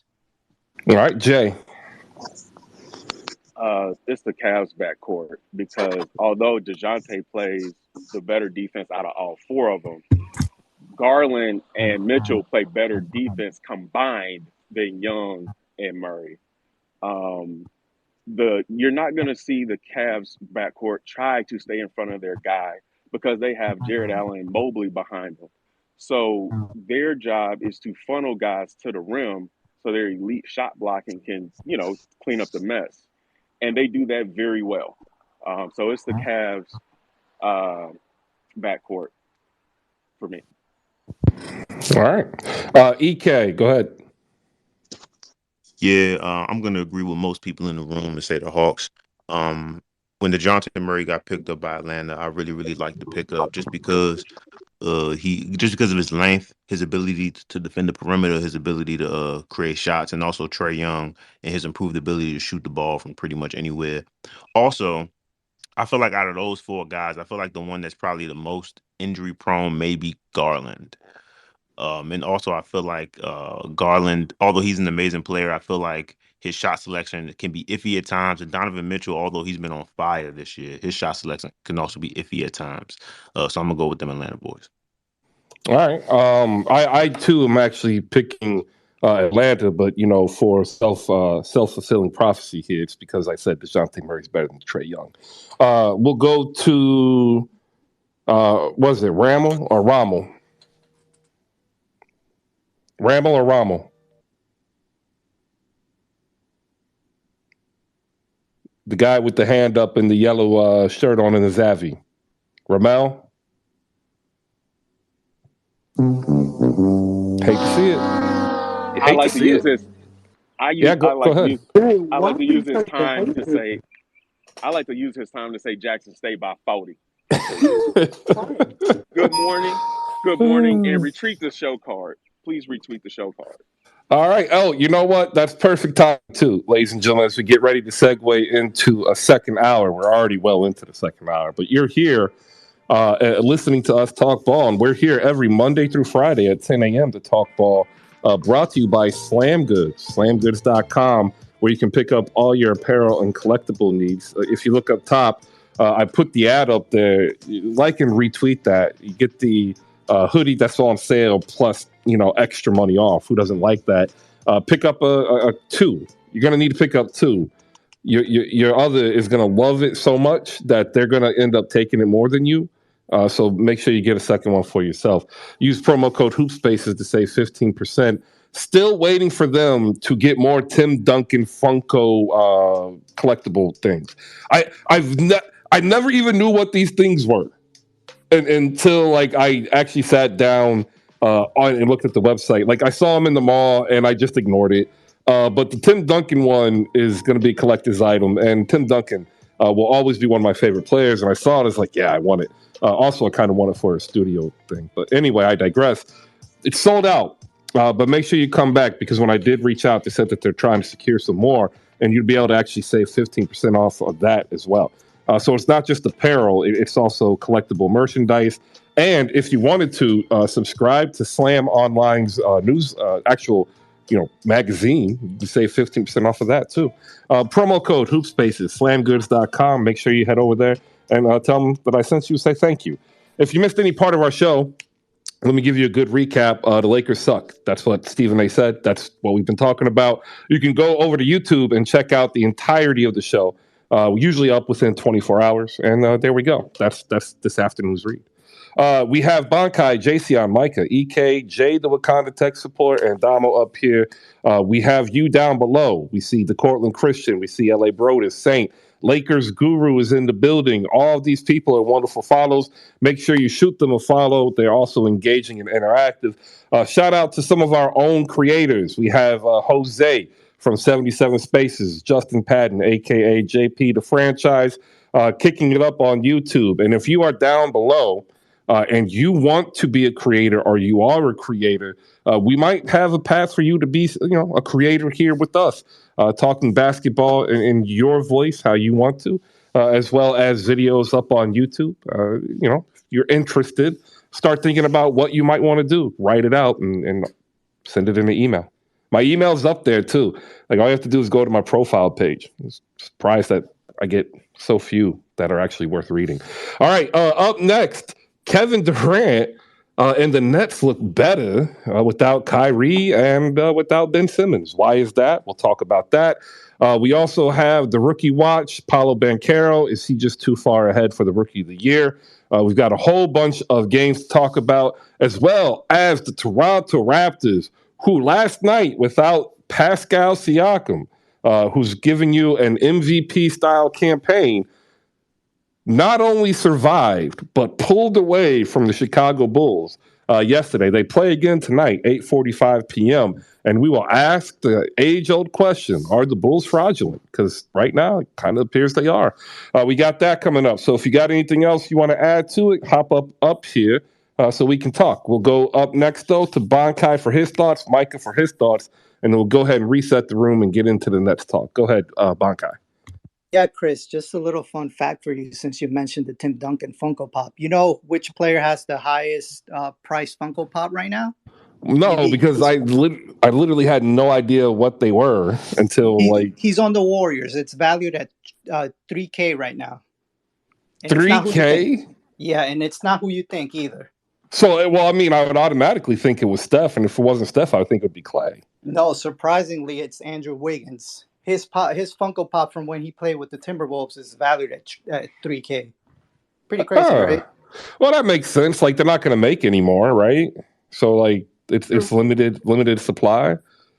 Yeah, Dirk Nowitzki is the highest one, though. $5K. Golly, $5K for a plastic bobblehead. Yeah. I couldn't do it. But that's why I'm giving you the promo code, because like if Tim Duncan pops up at $30 and you can save 15%, like that's a good investment. I'll buy two now. Yeah, Put that's how it one. starts. Yeah. You buy them low, and somehow if they stop making them, you end up hitting. All right. Micah, what's up? It's not a good day for Micah, man. He going for the record. All right. Brooklyn Nets, ladies and gentlemen. The Brooklyn Nets, like my Philadelphia 76ers, 4-6 as a record, ninth in the current standings. If the league were to stop playing today, they would be in the play-in. We all understand Kyrie Irving has been suspended for a minimum of 5 games without pay. There has been a list leaked of the things that Kyrie must do in order to gain status of an active player. In the meantime, a release was set out stating that Kyrie Irving's association with the Nets at this moment is basically a non-starter. But they can't just simply release him. There's a process that has to go through, and a lot of people are saying that the Brooklyn Nets seem to be more relieved than anything, and you can tell by the body language in the game and in post-game press conferences. Ben Simmons out due to a knee injury, and I'd said this a couple of weeks earlier that I was actually worried for Ben Simmons because it's the same knee that he ended up getting shut down for in Philadelphia. And I had always wondered if the timidness and lack of aggression was more due to a degenerative knee condition as opposed to a hesitancy. I think that is going to bear out. And I think, unfortunately, we might be looking at Ben Simmons, although 26, starting to feel the effects of a long-term knee injury. Like that's if you're a player who relies on athleticism and have relied on athleticism without nuance to your game, if you lose the faith and confidence in your athleticism, you tend to lose your overall aspect of your game. I think that's actually what happened coming off of basically 2 years of not being able to play. And he's got a mental block and hurdle to get over, as well as time that he needs to catch up on, where he's going to have to look in the mirror and be honest that he could have worked on his game better, and he did not. And if he wants a long, fruitful career in the NBA, because he is only 26, now might be the time to actually take it more seriously and develop a more nuanced game so he can have something other than pure athleticism.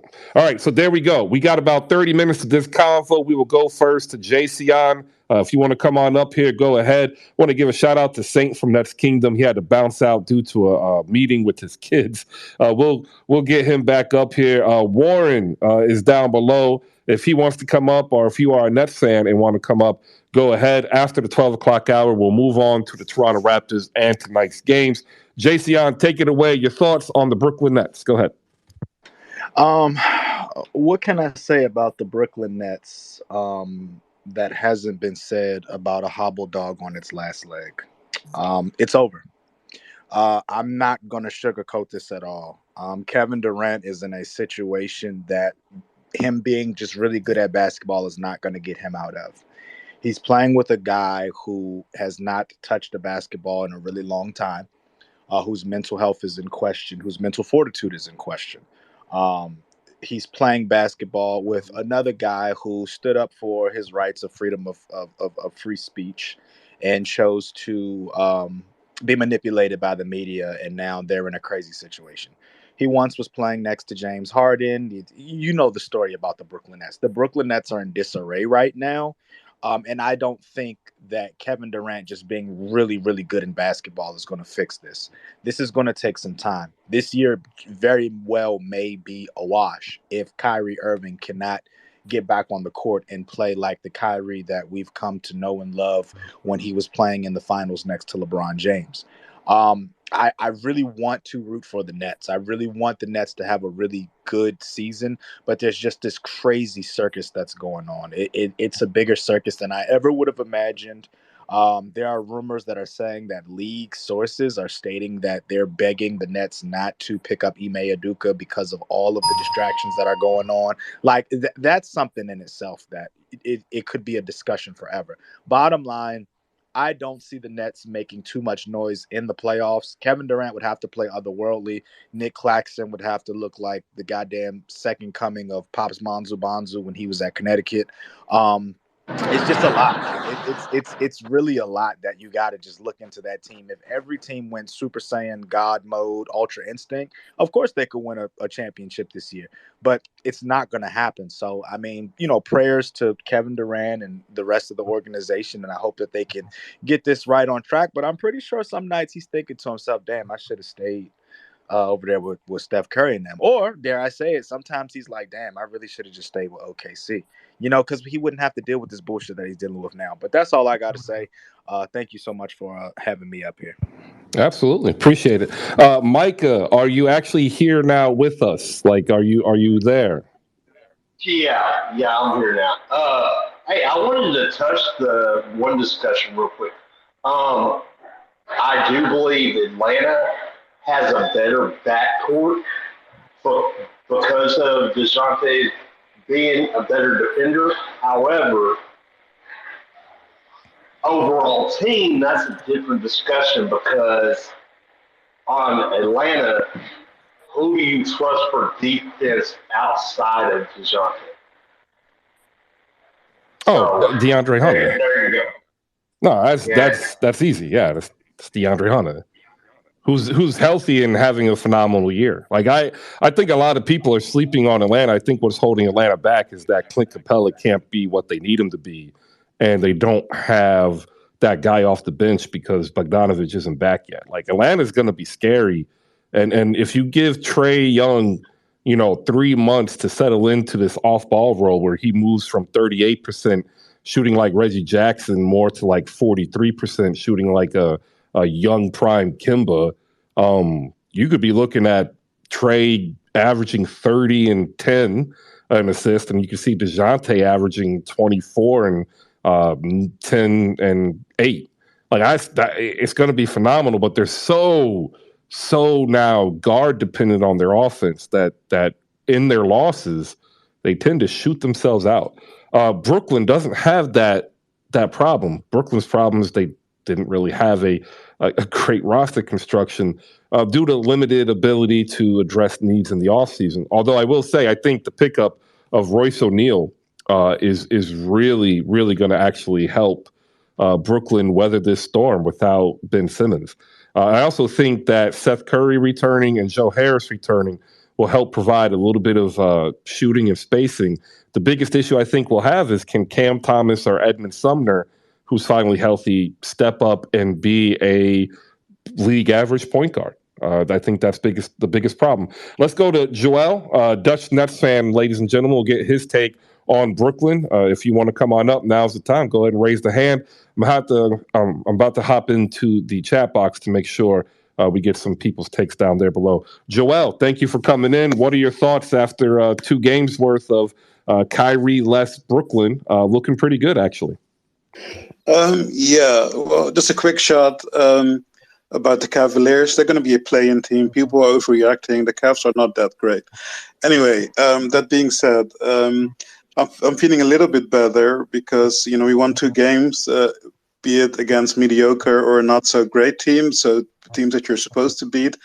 But, I got real tired of losing. So, a win is a win, I guess, in the end, even though the last game shouldn't have been that difficult, right? Like you win the game in the end thanks to KD going God mode, but it shouldn't have been necessary, that we gave up the lead and that the game was so close in the end. But okay, like I said, a win is a win.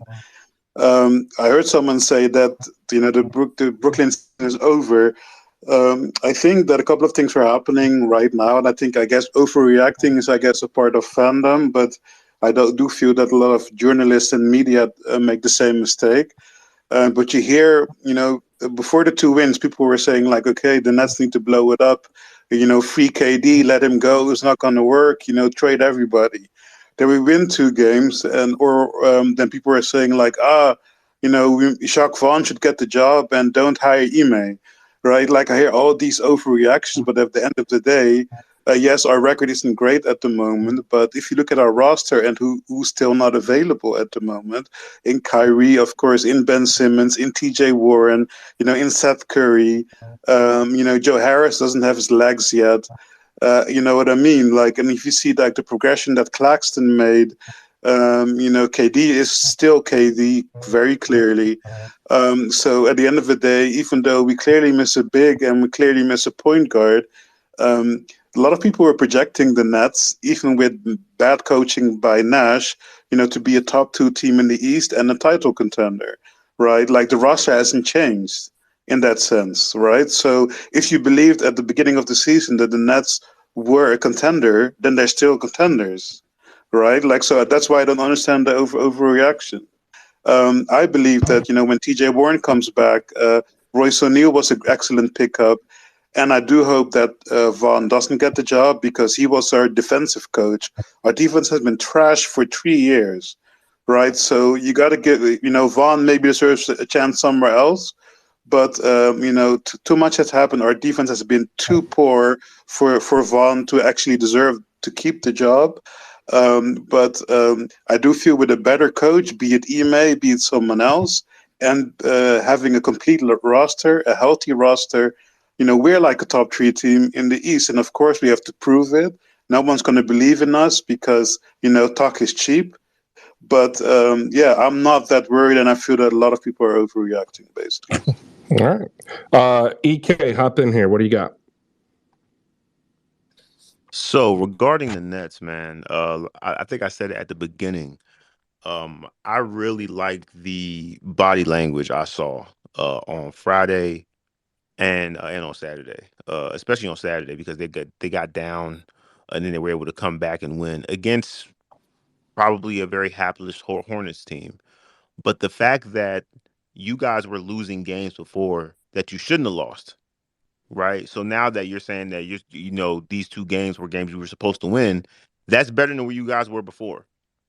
And a lot of that has to do with the media storm that Brooklyn was in because of said Kyrie Irving, right? So now that you remove Kyrie Irving and you remove Ben Simmons, you remove these 2 specters of uncertainty from your team.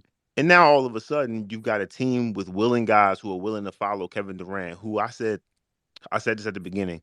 On Friday, his body language was incredible. I mean, his movements were deliberate. He seemed to be extremely intentional on every dribble, every type of offensive possession and defensive possession. He seemed to be extremely engaged, right? And sometimes that's all it takes from your leader to be engaged and to show that he's there with you. For guys like Nick Claxton to have an 18-9 game, for guys like Edmund Sumner to start at point guard and be serviceable and be good. For a guy like Cam Thomas, thank the good Lord, who finally got off the bench and scored 21, right? Like those are the things that I think the fandom was looking for, and those are the things that I think the organization was looking for.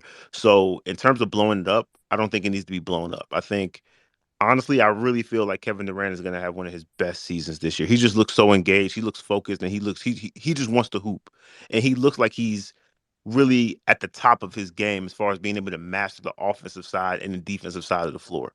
Right. I really feel like he's going to have a season similar to what LeBron had the last year he was with the Cavs before he went to the Lakers, where they got to the 18 finals and they lost to Golden State.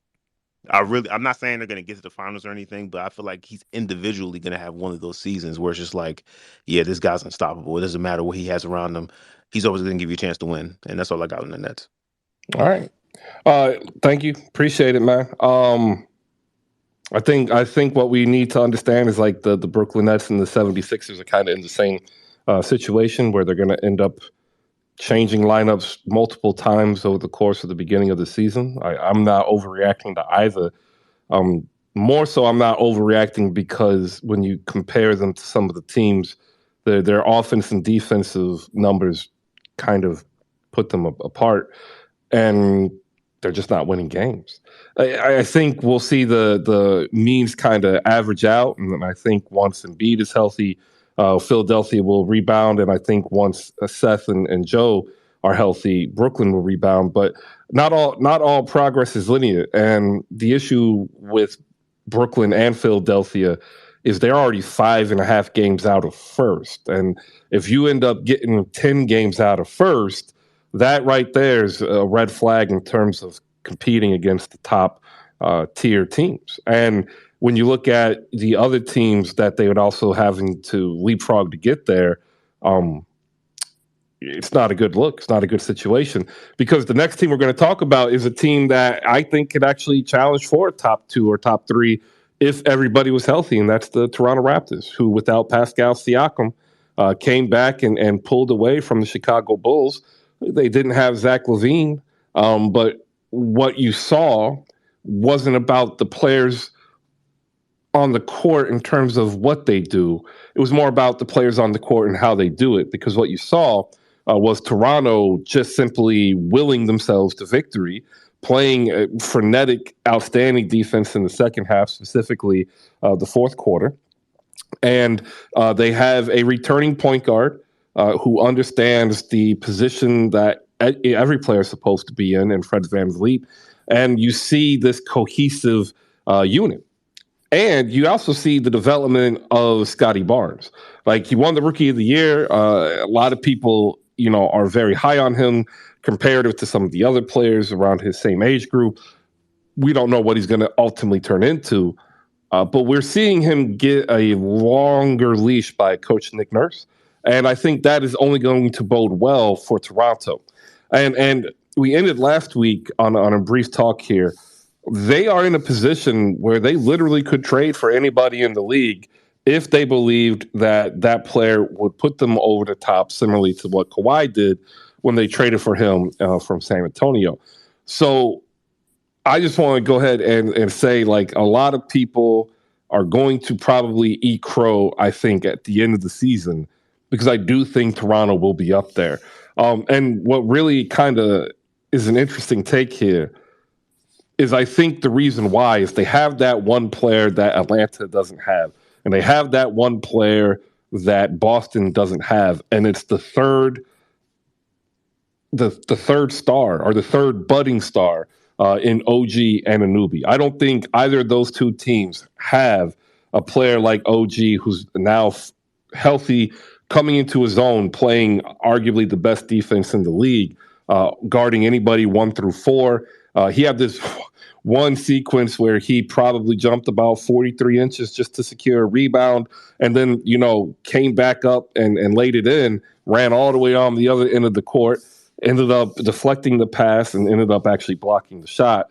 It's just phenomenal. Add in Christian Koloko, if he actually does turn in to the second coming of Miles Turner, you have a team that can guard inside, outside, switch everywhere, and that bodes well in this new era of basketball. All right, we have JFK. Ace, we asked that since you're up here, and you shoot the follows to everybody around the room. Warren is also up here. I'll go to Warren so he could get his thoughts in real quick on the Nets, because I know that's why he came up here. And then we'll move to JFK as we talk Toronto Raptors, and then we'll get ready for what's going on for the rest of the day in the NBA at the top of the hour. Warren, good morning. How you doing? Good morning, Chris. Good morning, everybody. Oof. I tell you, as a Nets fan, it's quite the we're quite the topic du jour these days. It's funny because I go back to Game 6, 2003, the NBA Finals against the Spurs. I watched the San Antonio Spurs go on a 19-0 run and effectively end that Nets era of Jay Kidd, Kenyon Martin, Kerry Kittles, all of that.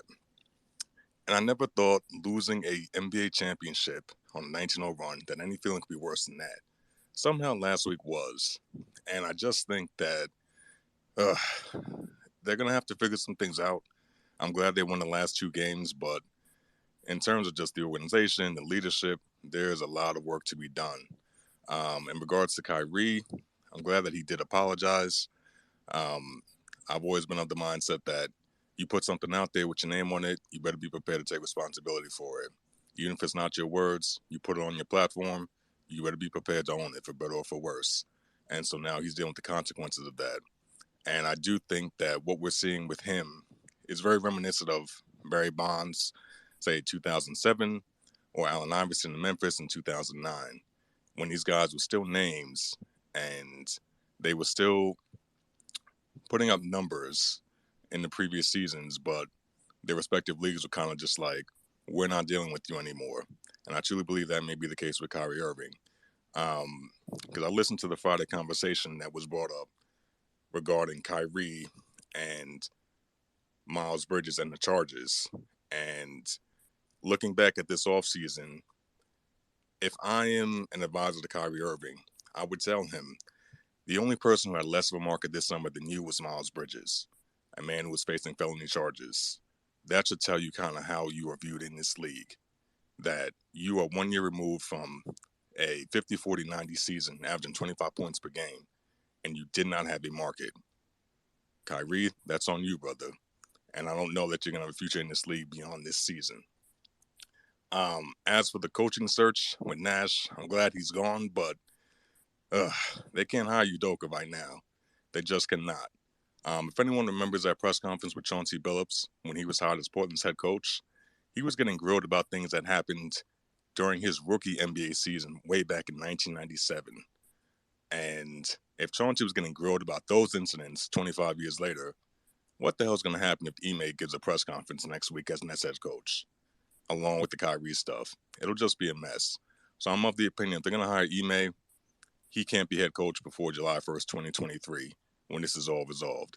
As for this coming season, or as for this season that we're in, hopefully they can just keep winning games. Hopefully Ben comes back. KD's putting up MVP-type numbers, but at this point, they're kind of just spinning their tires, so it kind of is what it is, but, we'll go from there. All right, appreciate it. JF, go ahead. Good morning. How you doing? Morning, Chris. Out here having breakfast. I just want to say to the last person's point, Kyrie's career is not done. Look, he has a home run in Miami. Okay, Pat Riley already set him out in the Aventura loft, so he can go ahead, stay up in there, never come out until it's time to play a game. All right, that's all Kyrie needs to do. And the thing that I hate, Chris, is that people want to take things from outside of basketball, and I understand they may feel some type of way, but they want to take things out of basketball and then punish him and then tell him he needs to do this. Like, to me, that doesn't seem right at all. I mean, you're forcing somebody to do something instead of having a conversation. That's always been my main point. But I put in there saying that, some NBA execs are saying that a special franchise that can deal with Kyrie is the Miami Heat, and I think that's totally right. I think he can definitely buy more into basketball instead of hearing all the outside noise. Because let's be honest, that New York market is terrible. I mean, if you do good, okay, they love you. But if you do bad, god damn, do they want you out of the town? I mean, we can just understand by how KP talks about the two New York teams. Like, it's really that bad over there. So I think he needs to go ahead and get away from the distractions, get away from Ben Simmons, get away from all that toxic stuff.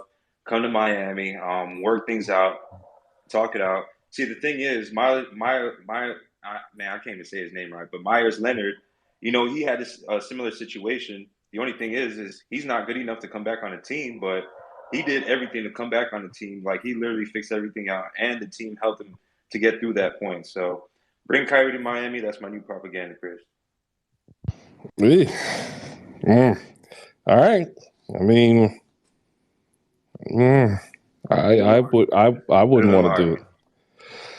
I'm just gonna say this, Chris. You got to understand, like, we're not a team that usually falls victims to superstars' egos. I mean, you can see we had LeBron for how many years, and there wasn't even one hiccup, probably one where it was like a little shove on Eric Spoelstra, but even still, it was so overblown. Didn't he try to get Spo fired? No, he didn't. No. You can't. No, that's false. Because why? Spoelstra has been handpicked by Pat Riley. And what happens, what's the difference between us, the Lakers, and Cleveland? Pat Riley knows what he's doing, and he knows what coach to pick instead of playing musical chairs with coaches and the Lakers. You know what I'm saying? Like, the issue is, does Kyrie want to play basketball? Because people are like, oh, he could do this, he could do that. Like, he had every opportunity to play basketball in the city of Brooklyn, and he chose his own path. Like, that's the problem. Like, he had every opportunity to play ball in Brooklyn. Warren, am I wrong? He's playing for his hometown team. Like this, if it doesn't work here, where else is it going to work? Every chance he had to play ball. Damo, go ahead. I would like to say first and foremost, the First Amendment, freedom of speech, or the First Amendment guarantee freedom of speech, means that you can express yourselves without having to worry about the government interfering. Meaning that I can say that Donald Trump is an idiot, and if he was in office, he could not send me to Guantanamo Bay. It does not mean that you can offend people without having your personal life impacted. Does not mean that you can say whatever you want and Nike cannot drop you. If I walk Thank you. into a corporation right now and I say, and I have an Italian general vice president, and I say, yo, Italy suck. Your entire heritage is horrible and y'all ruin society. I would get fired because that's how the real world works. Your opinions do not shield you from consequences. That's like first of all, I continue to see this conversation about freedom of speech by the person that owns this app. Yo, your freedom of speech means that you can critique the government and not be shot. That's what that means. It has nothing to do with you spewing stupid thoughts, stupid opinions.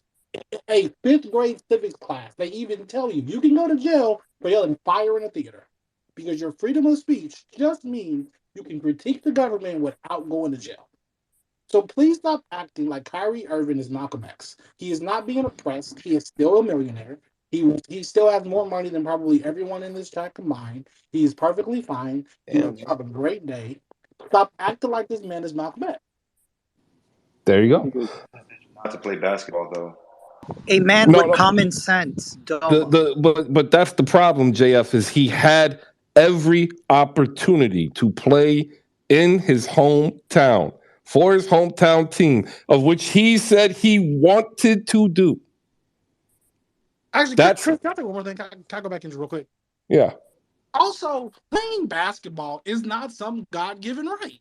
Yo, listen, we can agree or disagree, right? And I want to reiterate: Kyrie Irving is not Colin Kaepernick. He is not. This man is not being oppressed. The NBA has a right as a corporation, as a public-facing corporation that mind you makes a whole bunch of their money from advertisers like me. They have a right, they have a responsibility to everyone in that league. Because you know what? If you put Kyrie Irving on that court, you know what I'm going to have to do Monday with my boss? I'm going to have to explain anti-Semitism and Black Hebrew Israelites. And if I have to do that, I guarantee you we're canceling our fucking contract. Like, the stuff that you have to, like, he does not have a right to say stupid things and impact every other person's bag around him. They have been very clear about what you need to do in order to come back to the league. Either do it or don't. But this man is not in China being whipped and locked away and they put a bullet in his head and charged his family. Like, can we stop acting like this dude is enslaved? He is somewhere in a mansion right now tweeting stupid links as we speak. Ace, go ahead. Well, to get back on this basketball shit, I was just going to talk about how the Nets are, I don't know, like watching them, the nigga who's saying earlier that they're like still contenders, I don't think I could see that in them. The lineups with Ben Simmons and Nick Claxton just doesn't work at all. And you're paying like $35 million and his contract is ascending, right? So it's only like the money's only going up year after year. And he's slowly becoming one of, if not the worst contract in the NBA, I feel like. So that's also going for him, man. When him and just Nick Claxton is he's not even a vertical threat or a play finisher anymore, Ben Simmons. He's looking when he goes to the rim, he's looking to probe around and find someone who's wide open for a three. But he doesn't draw attention because he doesn't finish plays anymore. And also with the Raptors, I'm really high on the Raptors. I feel like they're like they what I thought the fucking LA Clippers were going to be this year. I thought the LA Clippers was going to be this big like wing, fucking heavy oriented with PG who can run the point and like play make a little bit, and then Kawhi just going to be able to just get his scoring chops in minutes by minutes, and maybe John Wall could just relieve some of that. But they're looking like amazing. Pascal Siakam was having a great start to the season before he got injured. Hopefully he'll just get back to the groove of things. And they still got Fred, who's arguably a top 10 shooter in this league to me. But I want to know your thoughts on. I don't know. All right, appreciate it, Ace. Um,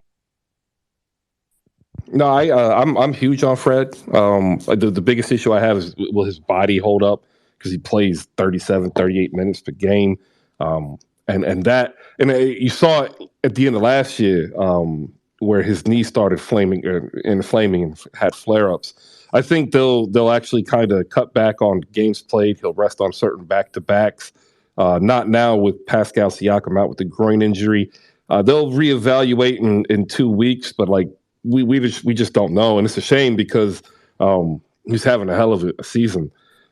Starting out, you hate to see it because like this is one of those groin injuries that could persist, for a long period of time. That could also be agitated at any moment's notice. I think Gary Trent and Fred VanVleet together are going to make this a more perimeter centric attack, and I think you'll see plenty of room for cutters like OG, Koloko, Delano Banton. Shout out to Delano Banton. Happy birthday.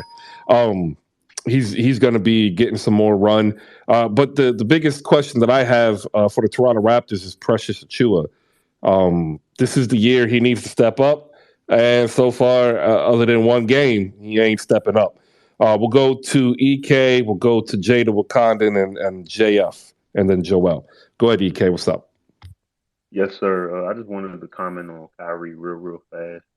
Um, Honestly, I just feel like the comments he made were obviously kind of ridiculous, and the way he sort of doubled down on it was just showed his immaturity. And I feel like him sitting out and him getting the help that he needs will hopefully help him out in the long run. That way, he can return to the Nets.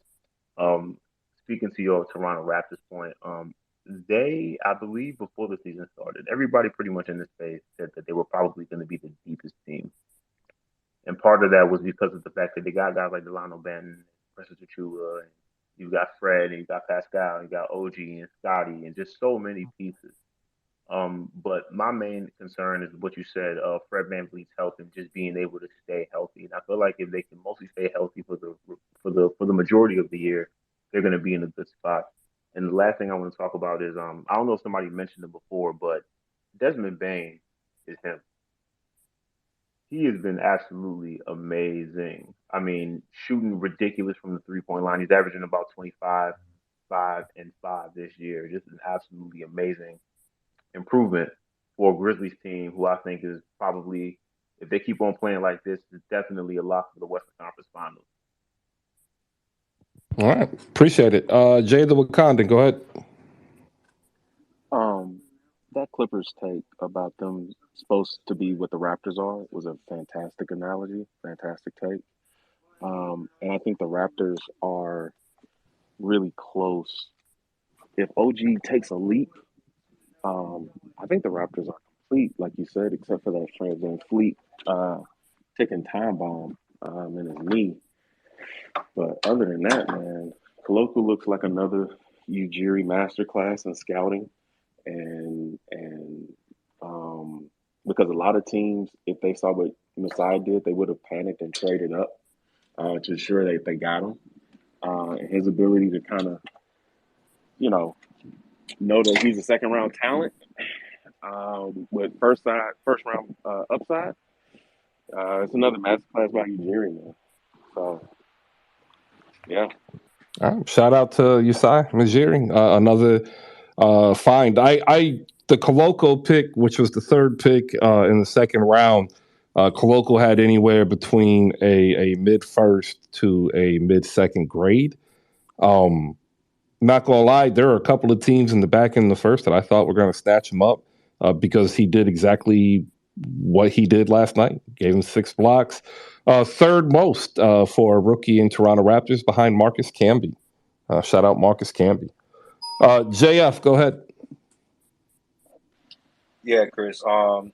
Man, it's unfortunate to see what's happening with Lonnie Walker over at the Lakers. I wish he never went to the Lakers. I feel like he could have done something over here.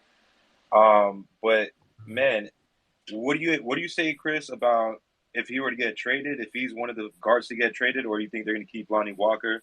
You already know Kendrick Nunn is basically the Tony Snell of that team. So I'm just trying to figure out which guard is staying and which guard is going. Well, they can't trade Lonnie Walker yet. So if there is a deal, it would have Kendrick Nunn in it. They So, could trade. They can trade him halfway through December. so do you see any of the superstars going during this trade block right now? Either No, AD, Russ, or LeBron? no. I mean, the Russ trade is the Russ trade that's always been reported. I don't think the Pacers do it any longer, and that's Russell Westbrook for Buddy Hield and Miles Turner. The Pacers are 4-5 and already listed as a play-in team. So if they just stay the way they are, they are actually doing what the Pacers always do. So why mess with it? Why mess with it when you can just hold out? And then that also that creates another problem for the Lakers, because if you make that trade, you're making that trade carrying Buddy Hield's remaining 2 years, and you're going to have to give Miles Turner money. So if you're carrying 2 years of $24 million, and then you give Miles, he wants a max. Let's be honest. But even if he doesn't get a max, let's say he gets the Bam max at 28 as opposed to 35. You have zero cap flexibility, and you're back at it with a 4-man lineup and a whole bunch of young players and vet minimums. And then you'd have to ask yourself, does a 4-man lineup of LeBron, Buddy Hield, Anthony Davis, and Miles Turner win you a championship? And I don't think the answer is yes, which is why we never saw it. So at this point, this is the plan. Like, this was the plan, and the plan is not planning the way plans are supposed to have planned. So My bad. My last thing is, what's up with the Jay Crowder situation? Is he on the team or is he not on the team, or what's happening? He's still a member of the Phoenix Suns, but he ain't getting no playing time anytime soon.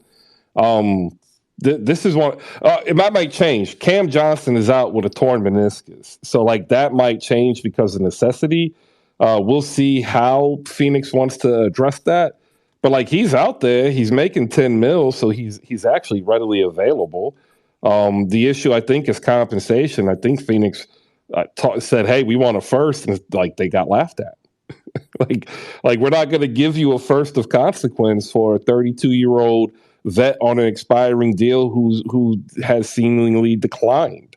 Because currently, without Cam Johnson, they're going to start Torrey Craig. They'll have Landry Shamet and Josh Okogie and Dario Saric. So, like, the Suns could use them, and they still haven't listed them on the depth chart. So that tells you all you need to know. Would be a perfect fit for Miami. Not gonna lie. Like, Miami's hurting. Chris, I already know, and hopefully you enjoyed that game against Indiana. I don't know if you went to it, but you would have enjoyed that Indiana winning. And it hurt because we really have nobody.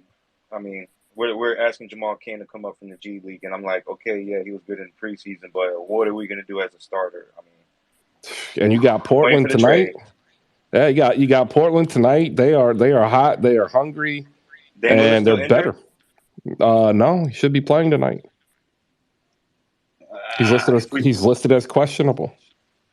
Bring back the rookie. We'll win. All right, we'll go to Joel. Joel, what's up? We got Jay the Wakandan, and then we're going to be visited by Sean with the W, leader of Live from the Mecca.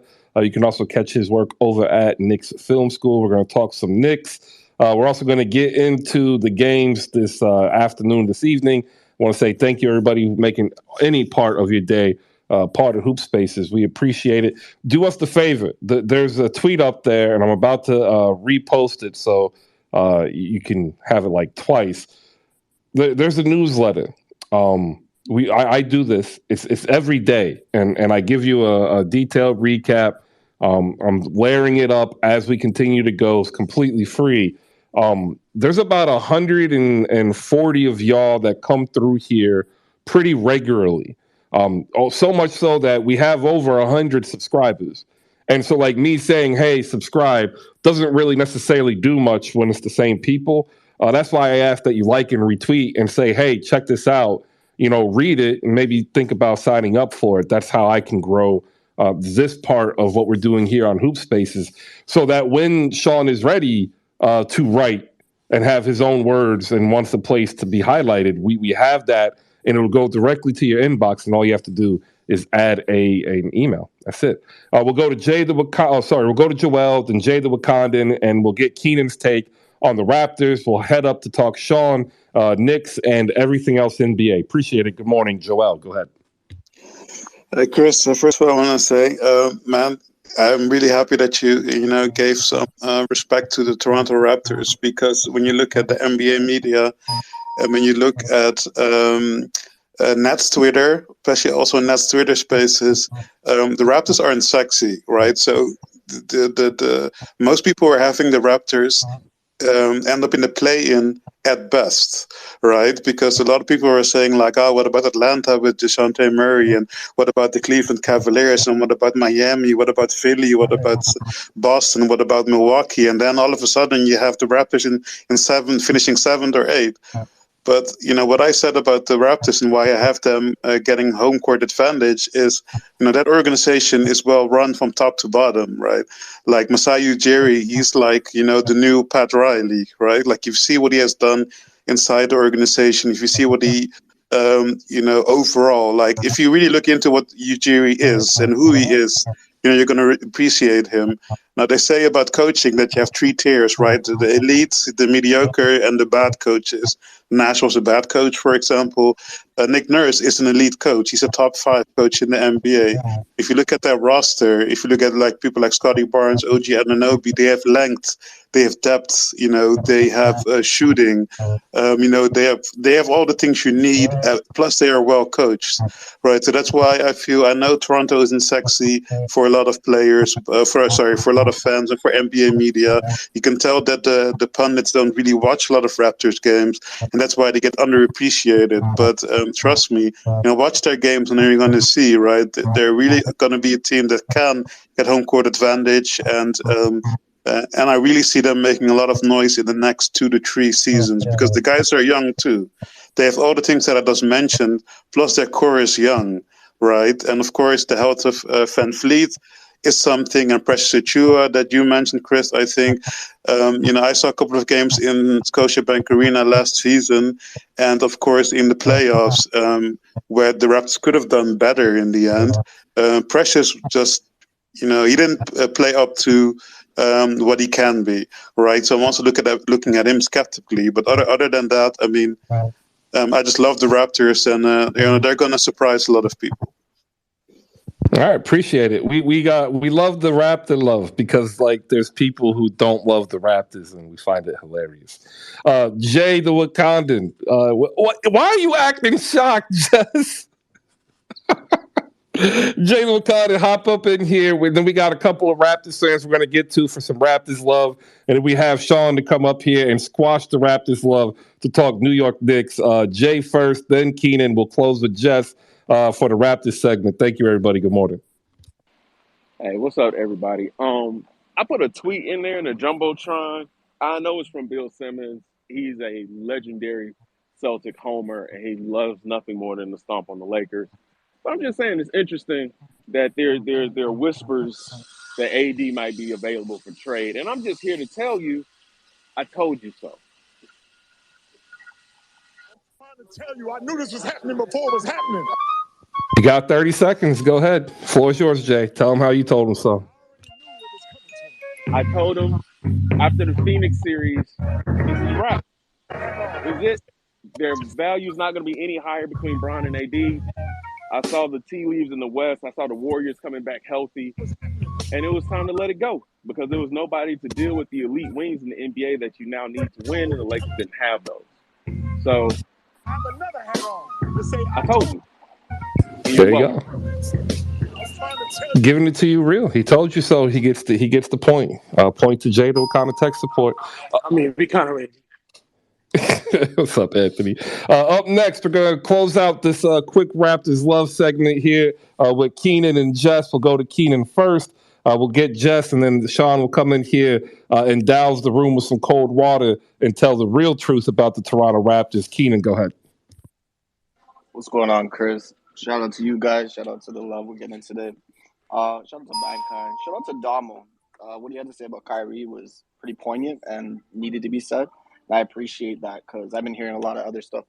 Also, I need to say back to basketball. Yeah, the team's just been hooping. I'm really worried about Siakam, to be honest. His injury scares me. I hate groin injuries. Like they're nasty. They're not fun to have. And in regards to before the season, us being the deepest team, that can't be even more further from the truth. Before the season, they were telling us that we were going to be reliant on our starters again, 40 something minutes a game, that we don't have a bench. So that takes just kind of, it's not right. And they also said that we were going to play a team, like that guy said. Like everywhere I heard, oh, could the Raptors miss the playoffs this year? Could they be that team that just doesn't make it? That one good team that doesn't make it?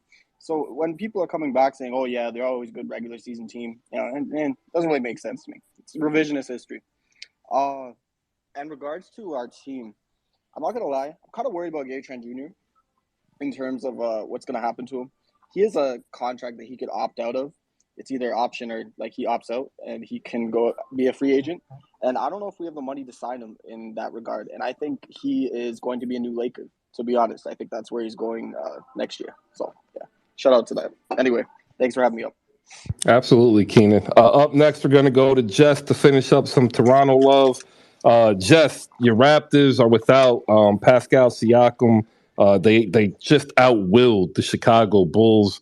Go ahead and tell us why we should actually take them seriously for a top three contending team in the East.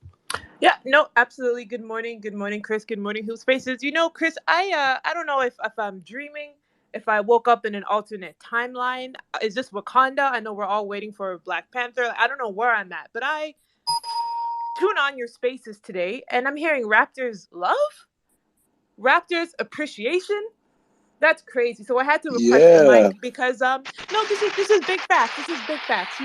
We outwilled Chicago because we're gonna outwill every team that we play against, to be perfectly honest. And DeMar DeRozan, he's been looking good and we love DeMar, but he stepped into Jurassic Park and he just couldn't make it out alive. You know what I'm saying? Like he got his 20 still, but the usage was down 9-10 attempts. Like we clearly eliminated him, like we're going to eliminate most number one options when they come against the Raptors, because we know Nick Nurse's coaching, we know his defensive philosophy is wild. And so we should be taken seriously because we have the size, we have the length, we have the skill. And just when you think, guys, our number one option if Pascal Siakam goes down, here comes one Frederick VanVleet to show that, maybe we have multiple All-NBA candidates on this team, because he was looking really, really good. I am concerned about the injury as well. I'm not going to be delusional up here. Like Pascal has dealt with maybe one or two groin injuries, and they can be aggravated by waking up off the bed wrong, turning weird. Like I understand what Keenan is saying. Who knows what could happen? But I'm going to be optimistic. We have one of the better medical staffs in the NBA, so I'm hopeful that if they're giving us a 2-week timeline, it'll probably be more like 3 or 4. But when he does touch the court again, I think he should be right. And it's not anything season ending. It's not anything that we're going to have to wait for, all-star break or whatever it might be. So I think when he comes back, he'll be good. He'll be ready. And we're still, as we can already see very early into the season, managing Fred's minutes. We know his back is a little stiff and his body did give out on him last year during the playoffs. And so I can see us kind of trying to avoid that, even if you kind of read the tea leaves subtly with news like we were very close to getting Malcolm Brogdon, right? Like we're looking at Mike Conley. Like we're clearly trying to get a real backup point guard. I don't know about Malachi Flynn or Delano Banton minutes. I think maybe they should be given a bit more of a shot, but clearly Masai he's trying to do some work in the background to make sure that Fred's knee doesn't fall off the bone like roast pork, because that would be unfortunate. And speaking of Masai Ujiri, guys, he did it again. Not again, but again. Because Christian Koloko looks absolutely insane. He's looking like a younger, more mobile Rudy Gobert out there. And a couple of years from now, I think we could be talking about him as a DPOY. So, like, guys, look out, because anytime you let my organization look at the draft board, it's scary hours. And so with OG Anunoby, right? This team potentially has 2 All-Stars and the Defensive Player of the Year. And we're gonna be a hard team to play night in, night out, and I think that's where I'll land my plane. Sean, I do want to holler at you real quick for a second. Sean with a W. I've been in these spaces for a while now, And I noticed anytime you request a mic, you call the Raptors bottom 5 fan base in the league. And it's just not true. It's just not true. Sean, and as a Knicks fan, I think you should know a little bit about bottom fan bases and miserable fan bases and fan bases who have to suffer through a lot. So I'm just gonna leave that right there. But much love to you, brother. Much love to you. I do love when you come up here. You are very smart, but you're wrong about that one thing. The Raptors fan base is not bottom 5. We're pretty elite. And so is our team. And my last request, Chris, can we just stop talking about the Lakers? I just real quick, like, they're a terrible team. They're not worth hours of discussion. Uh, LeBron wants to break records, and that's fine, but they're just not good. And until something actually happens, can we stop talking about them? Russ looks good. That's fine. I did order some Honor the Gift. And the night that I ordered some Honor the Gift, Russ starts bawling out. Is that a coincidence? I don't know. I bought his clothes. He's looking good. That's crazy. But other than that, can we stop talking about the Lakers? Thank you, and good night. All right, everybody. Give her a round of applause. We thank Jess for coming up here and spreading that Toronto Raptors love. And you heard her. She went directly to Sean, so we will allow Sean the time to talk back. We got Mike from OC up here. He's going to give his Lakers take. Make sure you buckle up for that one because it's going to be crazy. Sean, floor is yours. Go ahead. Good morning, good afternoon, everyone. The funny thing is, I did not come up here to talk about the Raptors, but Chris, who is a troll and a troublemaker, decided to throw that chair and set that up. Chris, I see you. You ain't low. You set me up. Now I'm catching straight, and I was minding my own business. And I came up here to talk about. Are you saying you have never said anything that she said? Because I didn't say anything. That's not what I said. You said, and it's on tape, that Sean's going to come up here and douse water on his Raptors love. And that was not the reason why I came up here. Well, I didn't say it was the reason. I just said you were going to do it. But I didn't do it. But it's not what I was going to do. So you set me up. Okay. I appreciate it. You can apologize whenever you're ready. Why? It's good stuff. You said it before. And then what happens is now you pit Jess against me, and she took shots at me, and now I have to respond to Jess. Now I'm all messed up here, right? Like, Jess is right. The Toronto Raptors are not a bottom 5 fan base. She's right about that. They're bottom 3. Moving on. I was just about to say that. Moving on. That is crazy. Listen, you blame Chris. That was Chris's fault. This is black on The Lakers are right there. The 76ers are right there. The Nets are looking like a pretty wild fan base these days. Please respect the North Side. Jess, here's what we agree. The worst fan base in this league is Los Angeles Lakers. Absolutely. Hands down. Hands down. This season, hands down. Look, this season, this millennium. What are you talking about this season? The Warriors. No, the Warriors, listen, you know why the Warriors, like I said all the time, the Warriors are the 90s Bulls. Because in the 90s, and Bankai knows this because he grew up in New York, in the 90s, there were all these Bulls fans around. And then Jordan retired, and every Bulls fan every Bulls fan I meet now is from Chicago. But every Bull in the 90s, there were Bulls fans in New York, Chicago, LA, Miami, San Antonio, Dallas. And when Steph Curry retires, that's it. No one ever been to San Francisco in their life. Seriously, think about it. Like, I've been watching basketball. I've been watching NBA since 1992. There were no Warriors fans in New York in the 90s. There were no Warriors fans in New York in the 2000s. Then all of a sudden, all this orange, all this blue and yellow. Well, wait, you had Mullen fans though. No. We like Mullen, but there was no one in New York in the 90s and 2000s like, I'm a Warriors fan because of Chris Mullen. And you also have to remember, this is pre-NBA, pre-league pass. So how the hell are you watching the Golden State Warriors? And then I'm on TV because they weren't any good, right? So, the Warriors right now are definitely bottom. All right, now I'm going to tangent. You know why the Warriors are in the bottom 5 right now? You know why? Why? Because it's not enough for them to be good. It's how dare you suggest any other team is good? How dare you even think that this team has a chance against us in anything ever. It's like, yo, no one else can be good besides y'all. But listen, when Steph is gone, poof, all this, they're all gone. They all gone. Anyway, the reason I came up here, Bill Simmons thing, Oh this God. trade thing. I'm gonna say two things. One, Bill is a troll. Bill is a Celtics fan. Bill is a homer. Bill does know things. There's certain times when Bill says something, it's like he probably knows more than he gets on. Two, I actually thought in the offseason that the move for the Lakers was once they signed LeBron to that extension, which means he can't be traded this year, the move was to trade AD. Because that's who you can get stuff for. And even if you could trade LeBron, you'll get more for AD than LeBron because LeBron is 38 and LeBron. Yo, you realize Anthony Davis is only 29 years old? That's crazy.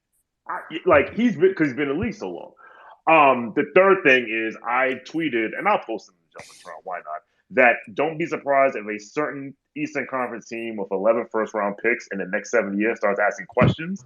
And this tweet has apparently rubbed a lot of people the wrong way, including I'm actually in a conversation with a member of the Hoop Spaces community about if their team should trade for Anthony Davis. And he said, well, if we do that, we'll have 3 top 40 players. I'll let you figure out what Eastern Conference team that is. But I think I'm dead. I'm so dead. Because you know what I'm talking about. But I think there's something here because if they don't, like, I've always said that the Lakers, because listen, okay, I had the Lakers in the top 6 because I was like, there's no way in hell the team that started the season is going to be the team that ended the season. They're going to make a move. They're going to make a move. I'm not saying they're going to make the Anthony Davis move because LeBron will have a connection, although LeBron's going to come, whatever. But like, it's actually the smart thing to do to trade AD, get a bunch of picks because you can't tank this year anyway. So if you can recoup some draft capital and be competitive this year, and then take that draft capital and flip it for somebody else because it's easier for LA to get a star than any other team in the league. So that's all I really wanted to say. I'll definitely agree with the ease of getting a star. Mike from OC is up here, and if you know Lakers fandom, then you know Mike. I don't think you trade AD for 2 reasons. I don't think they get equitable value, and I don't think there's a player currently in the league that fits next to LeBron better than AD. I think this is, and I'm just rehashing what I said at the very opening of the show, I think this is how Rob Pelinka got his contract extension. He walked in and said, here's what I'm doing, Genie. I'm giving you a clear cap sheet so we can go for a title, not this season, but the next season and the season after that. Mike, what are your thoughts after a 2-7 start in your first 9 games? Chris, I don't know if you heard me rant in late night Lakers spaces. It's kind of making the rounds on Twitter. People call it the greatest Twitter rant ever. It was good. I literally screamed for 3 minutes about this organization that I have loved and devoted myself to since 1970, when I first saw Wilt Chamberlain and Jerry West and Elgin Baylor at the Fabulous Forum, being born in Inglewood, California. If anybody could talk about the devotion to the Lakers, it's me. I will with them ride or die. I don't care who's on the team. I don't care if Russ is playing well one night and AD's not, or LeBron's playing well one night. I don't get into that. I care about the wins and the losses. I'm not into that, okay? I'm just care about wins or losses. This has been absolutely pathetic again. 30-52 last year, 2-7 this year. Do the math. It's absolutely horrendous. It's a terrible start. I didn't see this coming. We are just completely out of sorts. We played no defense the other night against Utah. Yesterday was another disaster in the third quarter. We're in complete disarray right now. I mean, I don't know where to go from here. Our old guys are looking old. Our young guys are looking young. It is a mess. And you know what? Pelinka put the roster together, as we know. And Pelinka's not going anywhere. We all know that. He's just not going anywhere because Genie hired him, right? Simple as that. So that's the way that's going to work. All right. So the way that I see it, the way I set it up, you have 2 choices.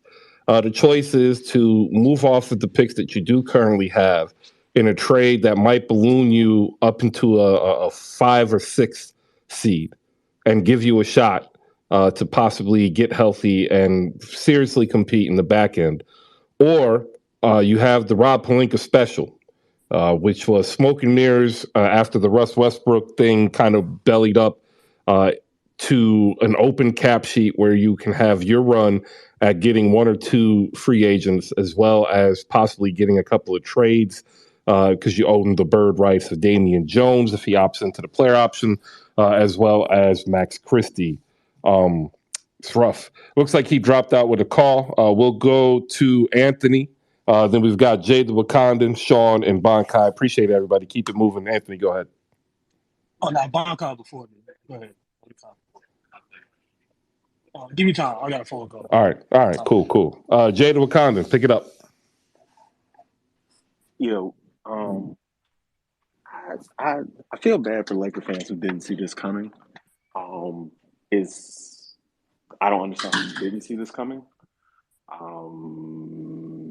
This was a bad team last year. They made no significant acquisitions. I don't understand. I don't. But they did. They did. They picked up Troy Brown Jr. Chris. All right, Chris, I tell you what. Do you think your 76ers are Troy Brown away from fixing what's wrong in Philly? Bro, Doc Rivers is such a great coach. He's already in the process of fixing what's wrong in Philly. I will take that a massive deflection as a no. So the thing is, the Lakers are bad. And I get that for the first 17 years of his career, believing that LeBron James is this magical elixir for a bad basketball team has been, that alchemy has worked, right? The magic's gone, and it's been gone. And I told you 2 years ago it was gone. Let me move off the Lakers because we did kind of beat the Lakers down for over an hour. Ladies and gentlemen, about the Grizzlies. We talked about them earlier. Oh man. But we need to talk about a team that we haven't talked about yet, and a player that is probably in line to be number 2 on the MVP ballot behind Giannis. And shout out to the Milwaukee Bucks. There has never been a more boring 9-0 team in the history of the league. Like, it's boring. True story. Like no one cares. It's crazy. Have they really been challenged though? Like, I want to talk about that. Like, yeah, they're undefeated, but have they really played anybody yet, Chris? Yes. Chris, and they beat them all. Have they really been challenged, Chris? I feel like their schedule's been kind of easy. I feel like I like Giannis, but I don't know just yet, guys. I don't know. They literally beat everyone. They beat the Hawks by double digits without 2 of their best players. They beat the Timberwolves without Chris Middleton and like half their bench. They barely beat the Sixers, but that was a real mess. Like, they're a boring team, but like they're 9-0. Micah, your mic is up. What you got? Oh, I just must have clicked it on accident, but I'll go ahead and chime in. Yo, they might be boring, but I'll be boring if I'm winning. And everybody just needs to thank the basketball gods that Greek monster didn't decide to come to Dallas a few years ago, because it'd be over. Homerism is a disease. Except for when do we care about Wisconsin anything? Mm-hmm. Man, listen, man. I don't know about y'all. I find the Bucks fascinating because I love to watch Giannis during this part of the season because I get to see what he did over the summer. And him just walking into elbow jumpers and taking 3-pointers with confidence, like there's no more hitch. Like it's just going up. And that has been fascinating to me as a neutral observer of the Bucks to watch Giannis grow year after year after year after year. And some of the things he's putting in his game now are the counters to what he wants to do. And he's starting games now where he doesn't do his go-to move first. He does the counter move. And he does the counter of the counter. Then when you're tired of getting beat over the head by that, then he does his go-to move and hits you with the Euro or just puts his shoulder in the chest of the guy you signed to stop him and puts him in the row Z and dunks the ball. And I love it. I absolutely love it because Giannis is the player that y'all all want Bron to be. This competitive, night in, night out, Yeah. dominant, See, non-franchising star. But he's the 38 problem years old, bro. the problem that you're saying there is that you are admitting to enjoying watching Javon Carter and Wes Matthew minutes. No, I don't even know when they're on the court. I like watching Giannis. I like watching Giannis. I like watching Giannis move the pieces on the chessboard. I like him being off ball. I like him being on ball. He's just really, really, really good as the best player in this league. 27 years old, entering his 10th season already. It's insane. Sean, hop in here, and we got Anthony and Bankai, and then we're going to go ahead and move on to talk about somebody who's going to finish probably second to the MVP to Giannis, and that's one Luka Doncic. And Luka is not getting the love and respect that he probably should either, and we'll talk about that. Sean, your thoughts on the boring Milwaukee Bucks undefeated at 9-0? Yo, Jess was here waxing poetic about the Raptors beating the 5 and 6 Bulls, but now we shitting on the Bucks for being 9-0. Like that don't make no sense. Like that don't make no sense. Like they beat everybody. Like they beat Detroit. Detroit's beat who did Detroit beat Golden State? Who's a good team? Yes, they did. Yes, they did. Golden So State, like yeah. we gotta be careful about shitting on downplaying certain teams. Like 9-0, like 9. If any team wins 9 in a row, it's good. You good money, right? So we gotta give them props. The thing I want to raise, the reason I raised my hand, and I see Mike's not here no more, but I'll ask the Lakers fan. Well, Jay, who's still a Lakers fan, don't get it twisted. Like, and I ask for all Lakers fans, and just think about this: if you had to do it over again, do you regret making the AD trade? Because on one hand, you won the title, so you shouldn't, but you won the worst title ever in the sense that, like, you didn't get to celebrate it because there's no parade and none of that stuff like that. Like, would you, because the trade has left the Lakers in a bad place, but you won the championship, right? So are there any regrets to that trade? Like, would you do it over, if you had to do it over again, would you? I would do the AD trade over because the significance of that title is not that it's the COVID title, it's the fact that they won for Kobe. And it's, you as a Laker fan, you really just can't put a price on that. But like I've said for 2 years, I would have traded AD and Bron after they lost that Phoenix series. Because to me, the AD trade was a bad trade. It was a Melo trade all over again, but they got to win a title. But it's the Russ trade that took that they went from mopping themselves into a corner to playing. Well, Chris doesn't want me to use that analogy. To playing a very, very dangerous game that you cannot win. And so the AD trade was disastrous. The Westbrook trade was worse than that. And so that's just how I feel about it. All right. Bankai, hop in here and then we'll go to Anthony and then we're going to move on and talk some Dallas Mavericks. And just at a shot as a Knicks, now we can say Jeannie Buss is better than Dolan because she has a chip.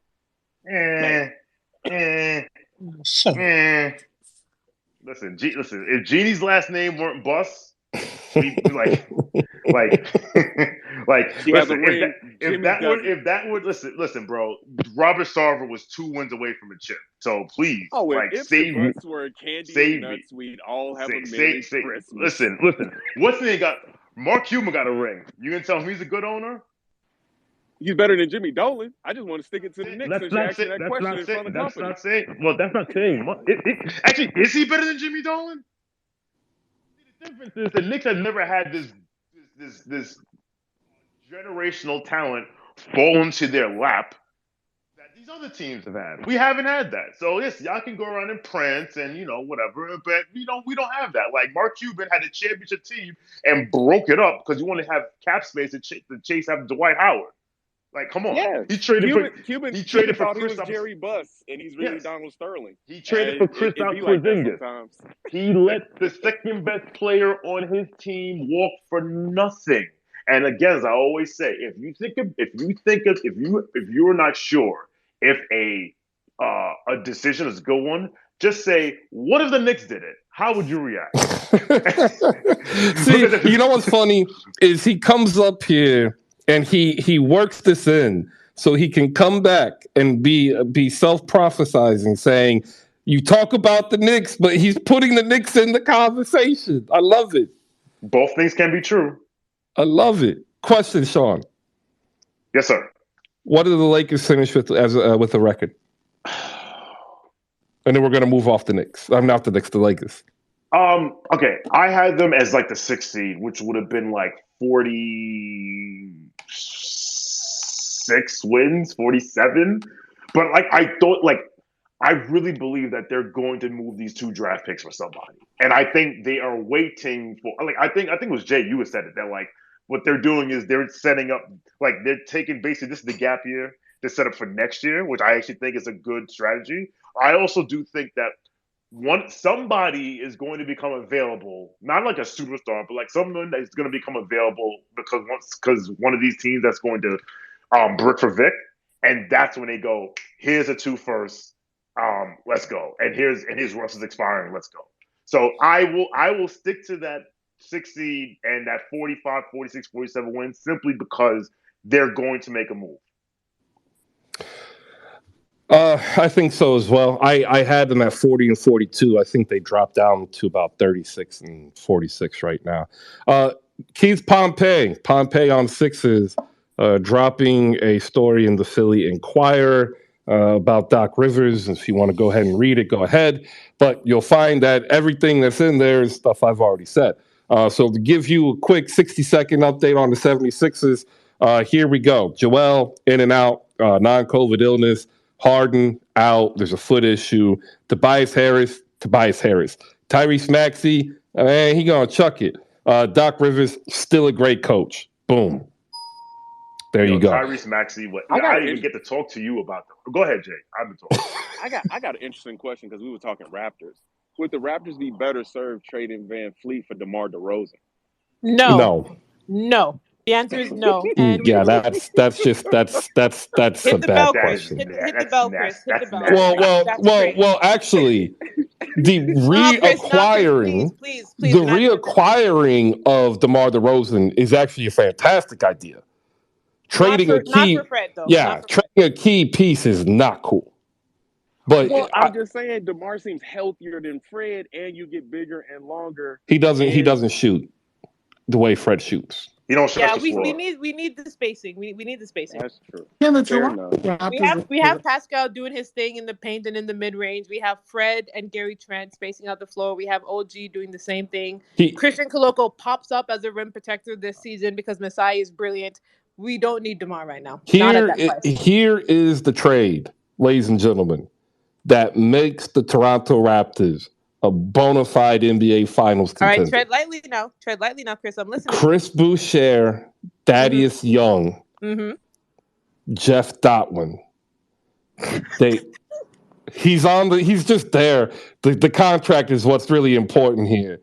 They fit to get sent to Chicago with a future first-round pick for DeMar DeRozan, who then returns to be the Mr. Everything off the bench that Toronto was missing to be a legit contender. No, and I'll tell you what, Chris, I don't hate it, but here's what's going to probably actually happen.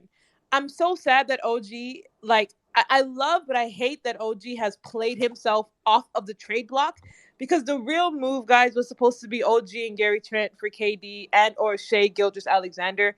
And now OG is just an unmovable piece on our team. And so the trade deadline will come and we'll have to see what happens. I will take OG right now. Everybody would take OG right now, of course. But so will we. Who's gonna move a DPOY off your team right now? It's early in the season, but my God, OG is out. Move a what? A DPOY. A DPOY. She's not wrong. Wait, don't forget. It's OG and also Christian Koloko is gonna get a DPOY. Like that's what she said today. And Scotty Barnes. And Scotty. I didn't even see now you guys are trolling. Like, OG Well, no, Yes, you we are haven't. We're trolling. just records. yeah. He's breaking records right now in steals and deflections. So y'all can laugh if you want to. Well, no, I'm not. I'm just saying, like this. When He's people looking say amazing. when people say the Raptors like to embellish, like that's all we're doing is we're embellishing. That's all. I actually No, agree. I think. I'm gonna embellish with her. Like the Well, shooting. I don't know we know I don't you know what's will. hyperbolic about OG Anunoby possibly being Christian so good. Colocco. You said I did Christian not say. I said Christian Colocco. Koloko was protecting the rim. I did not say he was DPOY. No, I You did said not say you future. called him a future Future DPOY. DPOY. You did future. do Of that. course, future. I can say he's a future. He blocked 7 shots that night, Chris. Chris, what are we talking about? I could say the same thing about Mitchell Robinson, but Yeah, but you'd be wrong. You'd be wrong. That's the Yeah, difference. but he's He's in right. right, so we don't care. Justin Champagne is going to be a 6th man of the year a winner. Like he doesn't even get minutes, but trust me. Hey, your lips to God's ears, Chris. Your lips to God's ears. There you go. The Raptors are like that. Usai asked himself a question. He was like, "What if that title-winning Pistons team, everybody in that lineup could score 18 points? What would happen?" See, we are trying to talk about Dallas and Luka, and like no one wants to talk about Dallas and Luka Because it's the Harden Because Rockets your all first over round is again. don't care. Ooh, It's the Harden man. Rockets all over again. They're a second round team. What are I we would doing? just like to say that the Dallas Mavericks allowed the second best player to walk in the offseason for nothing to the New York Knicks, who are 4-5 and a half a game up on the Philadelphia 76ers. However, we do need to give Luka Doncic some love. He has tied Wilt Chamberlain for consecutive 30-point games at the start of the season.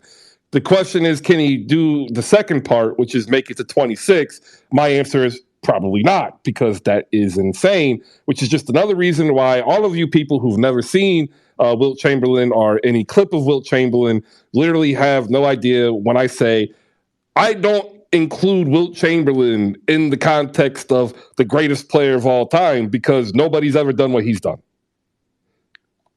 Right? Like, that's how awesome Wilt Chamberlain was. They changed the rule book because dude was too good. And Luka Doncic has now accomplished something that only Wilt Chamberlain has done. And nobody has faith in the Dallas Mavericks. So go to Sean with the W first. Listen, I know it's only 8 games. 36-8-8 is 36-9-9 if you round up is crazy. On 52% shooting. Now the 3-point shooting leaves a little bit desired, but like 36, like anyone who averaged 36-9-9 for 8-game stretch is insane. But to Jada Wakanda's point, like these heliocentric offenses can only take you so far. It's like that's why, I don't think it's a coincidence. And listen, Mavericks sort of come up and flame me for this, whatever. Like, I don't think it's a coincidence that them having a secondary guy like a Brunson to take the load off was instrumental in them getting to the conference finals last year. Because Luka just has to do too much. But I mean, listen, like I said, 36-9 and 36, 8.8, 8.6 is in freaking insane. Yeah, no, I agree. Anthony, hop up in here. We're about 10 minutes away from getting the final take, so let's get these Luka Doncic and Mavs takes off as soon as we can. Micah is also up here. We'll get his thoughts. If you're a Mavs fan down below, hop up here. Unfortunately, we can't get the host to 77 Spaces because of work-related stuff, but we did want to make sure that we get the voice of at least one Mavs fan. Go ahead, Anthony. What you got? I mean, I just wasn't pivot the conversation. I didn't want to talk about it. But college basketball stuff today, y'all. I haven't noticed. Okay. So tune in tonight. It's not gonna be no great games in the next few days. It'll be complicated schedules. But basically, yeah, we're about college ball tonight. The women's side, South Carolina's gonna annihilate everybody undefeated. So you ain't got worried about all that. So that's what's talking about, y'all. Thank you too. Yeah, we're going to actually bring up some college ball tomorrow as the first time that we're going to be able to talk about it. I don't tend to watch college until about Christmas time. That's when I start picking up more because I start looking at it in terms of the draft. But for the NBA, because of what I've been doing the last couple of years, it just takes so much time. Give me real quick, Anthony, the reason why Duke will beat North Carolina. Because Duke, that's why. We got a better team. better roster. Yeah. So why is North Carolina ranked number 1?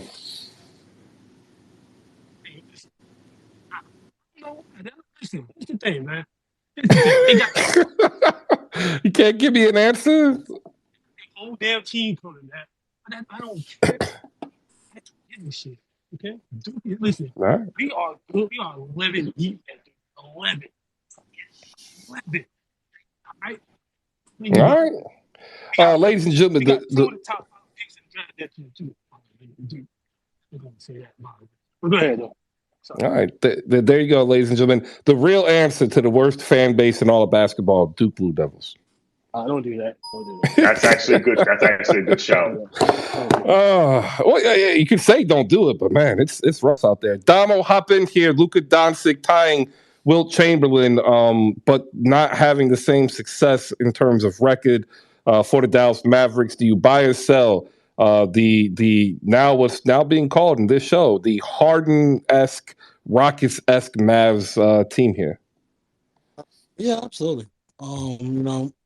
I've been watching the state's little brother, which is or more so the state's middle child, which is the Dallas Mavericks. Obviously, San Antonio is the big brother basketball-wise in the state. Houston's the youngest sibling, and Dallas is the middle child. And Kobe actually has had an interview breaking down Harden offense, and in the playoffs, bro, that's not gonna go because you can hone in on it, you can make him beat you, and he's not gonna go crazy every single night. That offense is Luka, go get a bucket, go create a bucket 30 times a night. And that's just too hard to do against a really good defensive team 4 times out of 7. Will he be able to torch in the regular season? Will he be able to beat bad teams? Will he be able to beat good teams a couple times a year? But but Memphis is gonna put their best defender on him and make Luka put that man in a blender, and Luka will probably get 2 wins. But that seems like Grizzlies and 6.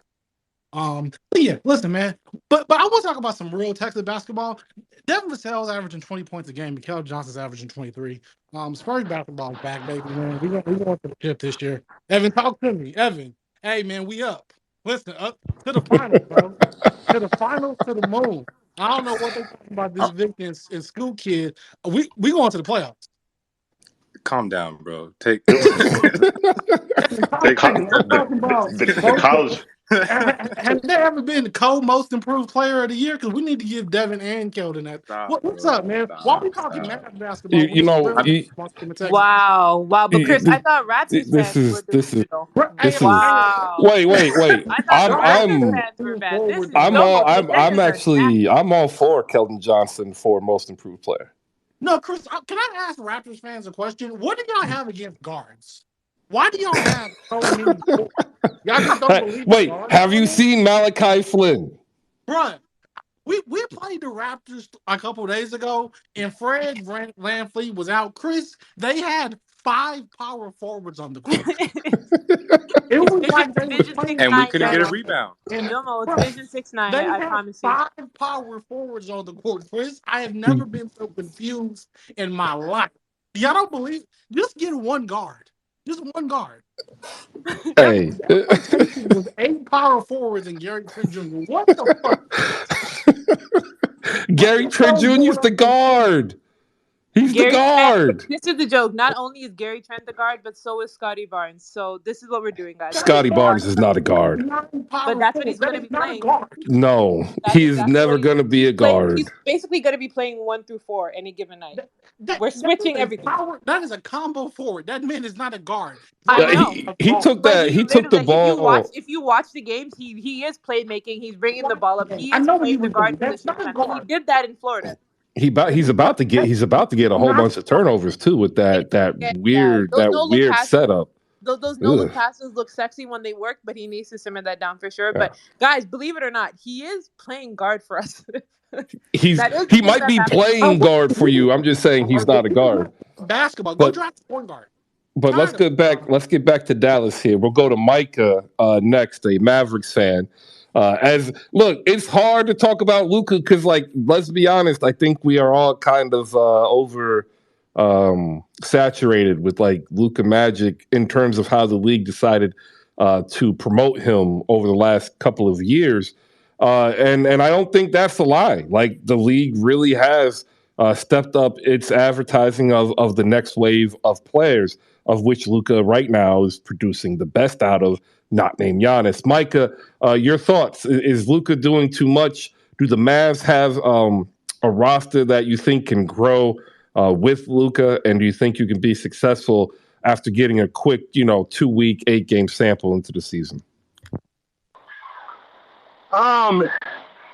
Number one, he is doing too much because our roster forces him to.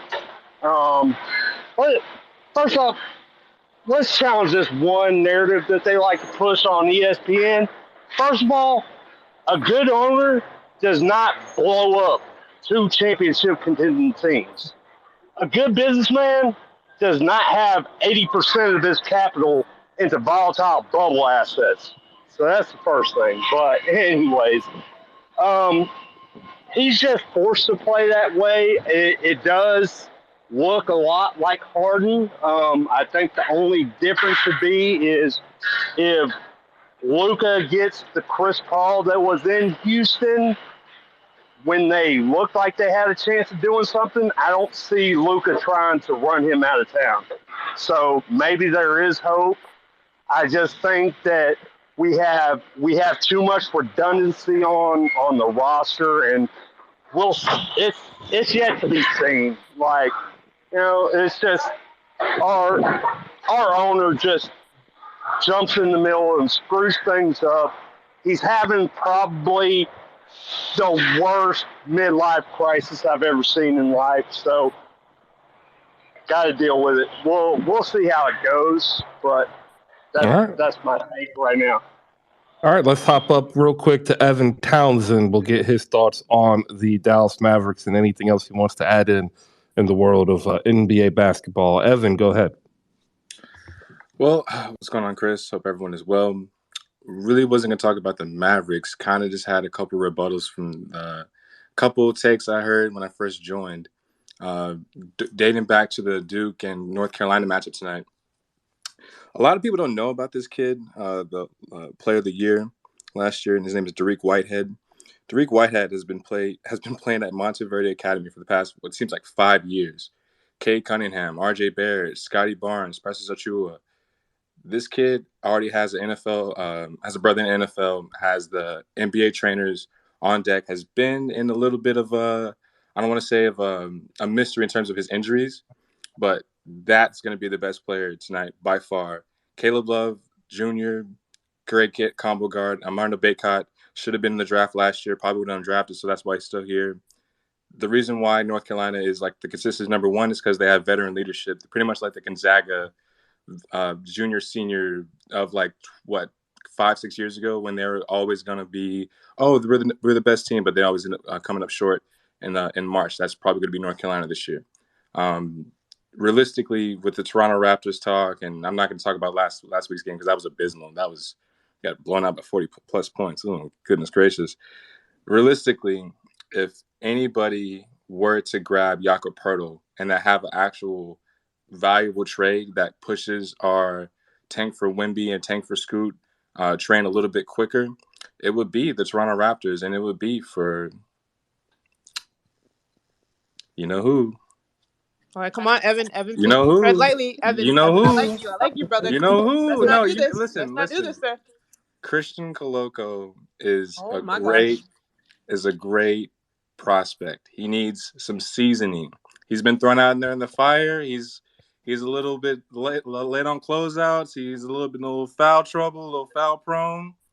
Jakob I don't Poeltl. appreciate these subtle shots at our Yeah, coach. no. He's a rookie. He's a rookie. Wait, how is this a subtle shot? He's a rookie. Toronto has great Caribbean food, great Indian food, great Chinese cuisine. They're seasoning over here. I Don't do that. About no food. Don't do me like that. I'm talking about ball. We got flavor. We got flavor over here. I know what you're talking about. We got flavor over here. He's gonna get seasoned up. He's gonna get seasoned up just fine. Don't worry about it. Listen. I got 10 seconds here. Listen. Jakob Poeltl is knocking down mid-range jumpers. Jakob Poeltl is knocking down mid-range jumpers. It's not. It kind of looks like Joakim Noah a little bit, a little one hand, a little twist and list. You know what I'm saying? But it's going down. It's going down. If you don't want him, Josh Richardson, Doug McDermott, Isaiah Roby, the list goes on. Trey Jones, the list goes on. Come and get them. Come and He get them. is First up round here. picks. This is wild. He's giving a demo for QVC and HSN. There's a lot going on right now. Evan Townsend wholesaling the San Antonio Spurs. Go ahead and wrap up. We want to make sure we can get everybody in, getting ready to close out. I want to give Nat some extra time as well. Go ahead, Evan, finish up. That's really all I got, Chris. We just dropped, Ben, my co-host with Project Spurs, we just dropped our first big board. Throughout the rest of the season, every 2 weeks, we'll be updating that board, and there is a lot of movement going to be made. Every single week, there's going to be a new guy in the 90s trying to jump in the first round, someone in the first round screwing up their stock, shooting themselves in the foot. So if you guys need some consistent, I know I was last year jumped into premature, kind of knew what I was doing, kind of didn't, but now we're lit. Tap in with us. Wednesday at 4 p.m. Central is the next space. So you guys have a good one. Thank you so much. All right, there you go. Make sure you tap in. It's going to be a loaded draft. I think it's probably the best draft on potential talent that we've seen probably in 12 years, 13 years. So make sure you tap in. Apparently, a guy named Frank Reich was fired from the professional football team that plays in Indianapolis. I had no idea that he was actually coaching there still. And my aunt is texting me as I am talking to you, and I have never seen a grown woman happier. Wait, well, I don't know how happy she's going to be when she finds out who the interim coach is. Look, all I know is what she's sending me, and she sent me. I think I've got 5 texts for predominantly emojis. They just hired Jeff Saturday as their assistant coach. Okay. Jeff Saturday is literally sitting on NFL Live yesterday. He's going to be. The Colts are unserious. I'm sorry to distract us. Oh no, it's okay. I living in the area of Indianapolis understand the unserious nature of Indianapolis professional sports. That is not a shot to the Colts or the Pacers, except for the fact that the Colts and the Pacers are the exact same team. Bon guys, go ahead, 60 seconds. About the Bucks. Remember, I told you so when you asked the question the other day. The championship window wasn't closing, and then it's not closed. They're a boring team, but I'd rather boring. If my teams were boring and they were winning, I'd love that. My only thing with the Bucks is I don't like them as much just because they start Grayson Allen, and I hate that guy. He has a punchable face. I cannot stand him. You mean Ted Cruz? Oh, God. Why? Okay, we need to work on the negativity, Bankai. What we need to do is find a positive attribute that you can appreciate within Grayson Allen's game. No, Grayson Allen's a terrible human being. Yeah, he's just not. He's just not. When you're as dirty as he is on the court, I can't. I can never get behind a guy like that. But anyways, just some quick pushback on something Jess said. The Knick fans are the best fans in the world. So that's it. That's a lie. No, that is not a lie. That is not a lie. We're the best fans in the world. We are that smartest, though. I'll say that. Oh, we are the smartest. Yeah, that's a lie. Jess, your name was. Wait, no. What? Go ahead, Jess. Go ahead, Jess. Yeah, no, I guess I got to respond. I was going to give my final Mavs thoughts and then just overall NBA thoughts before we pass it to Nat and shut it down. But let's start first and foremost. Bankai, I respectfully, I'm gonna have to push back on that. Don't know about the Knicks being the best. Mind you, I love you guys. I have a lot of family in New York. I like what Charlotte's doing with Let's Talk Knicks. We have a good New York Toronto thing going on. You guys are 4 hours away from me. But respectfully, sir, definitely not the best fan base in the league. Sean, I will also give you your flowers, because my Bucks take, even though I still stand by some of it, you know what? The beginning of this season has definitely been topsy-turvy. It's been Stranger Things in the upside down. winning teams are losing teams are winning. The Utah Jazz are doing things all of a sudden. Who knows what the hell is going on? So to go undefeated in this kind of like early part of the season, it should be respected. That's fine. Appreciate you, Jess. I love you, Giannis. There's been a lot of Homer talk about if Giannis came to Dallas, what could have happened, all this and all that.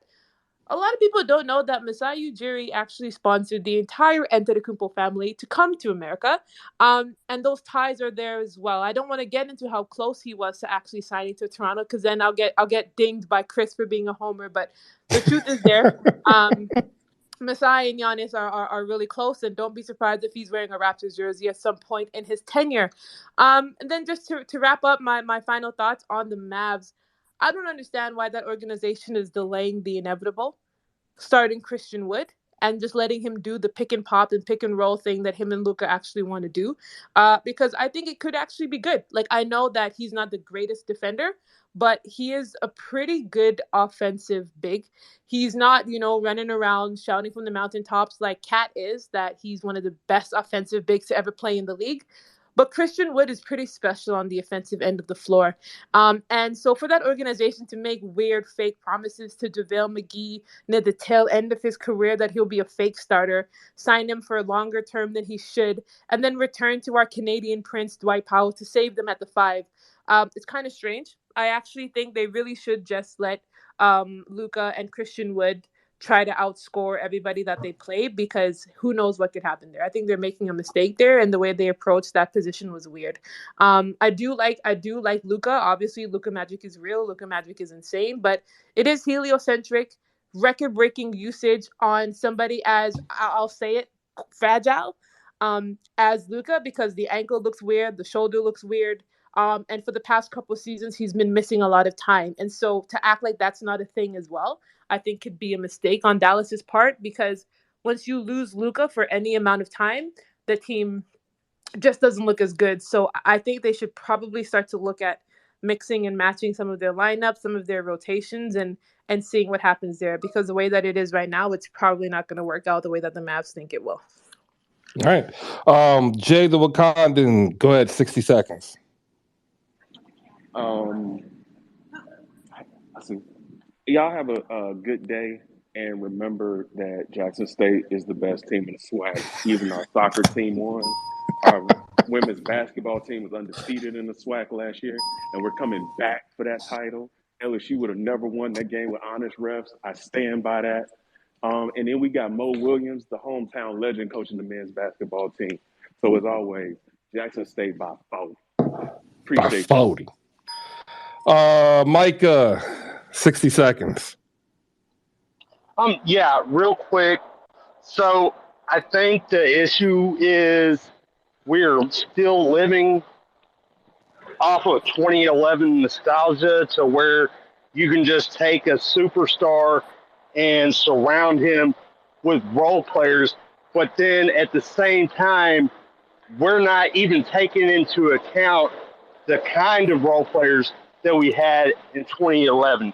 Yes, they were towards the end of their career, so they were pretty much role players, but a lot of those guys that we had on that championship team have been all NBA players, have been all-star players, and was actually doing like probably top guys with their own team. But we're just thinking, we'll take these undrafted free agents and second rounders, and it'll pretty much be the same thing. It's not the same thing. So I think that's the main thing that needs to be fixed. All right. I want to go ahead and shout out Jose and Rolo. They both weren't able to come up just due to regular life and work. Make sure, though, that you tap into 77 Spaces to get some real good discussion deep into the Mavs life. And this is one of the things that's really cool about Spaces is the ability to go and basically team hop and get a flavor and a feel for every team across the league. And in some funny news, apparently somebody finally convinced the person who thinks they're the world's smartest individual that firing half your staff is not necessarily the good thing. Word is that there are some people who are possibly being brought back specifically for Spaces. is what I was actually told when I was talking to some people earlier this morning. If that's the case, hopefully there's going to be some investment in here because I do actually think that if he's wanting to make money on his investment, spaces will play a big part of that. Next, we're going to go to Nat. Reese Rebel 31 is the handle. Diehard Boston Celtics fan who's happy that nobody's paying attention to her team. Robert Williams getting ready to ramp up. I'm not necessarily sold on his long-term health. That's always been my stay. I understand the surgery he had, and I also kind of understand the physical wear and tear that a 6'8", 235 to 245 pound athlete can put on their knee. If he comes back and healthy, we've got a long discussion about the greatness of Jason Tatum and the ability for both Jason Tatum and Jaylen Brown to elevate their game as a duo. Because if you remember, it hasn't been too long ago where we were hearing they can't play together. We need to break them up. And now Sans Udoka, due to the scandal, a whole new front office power structure after they jettisoned Danny Ainge. And we're looking at a Boston Celtics team that might be here for a good 5 to 8 year run competing. Nat, congratulations, 6-3 without your starting center, with the mess of an offseason towards the end. What you got for us today? Thanks, Chris. Listen, I love my Celtics, but I need Joe. I know Joe. This is new for him. This is, he's never been a head coach, so we give him grace. Well, I'm trying, but he's starting to learn. I think to call timeouts before somebody goes on a 20-0 run on you and kills your damn lead.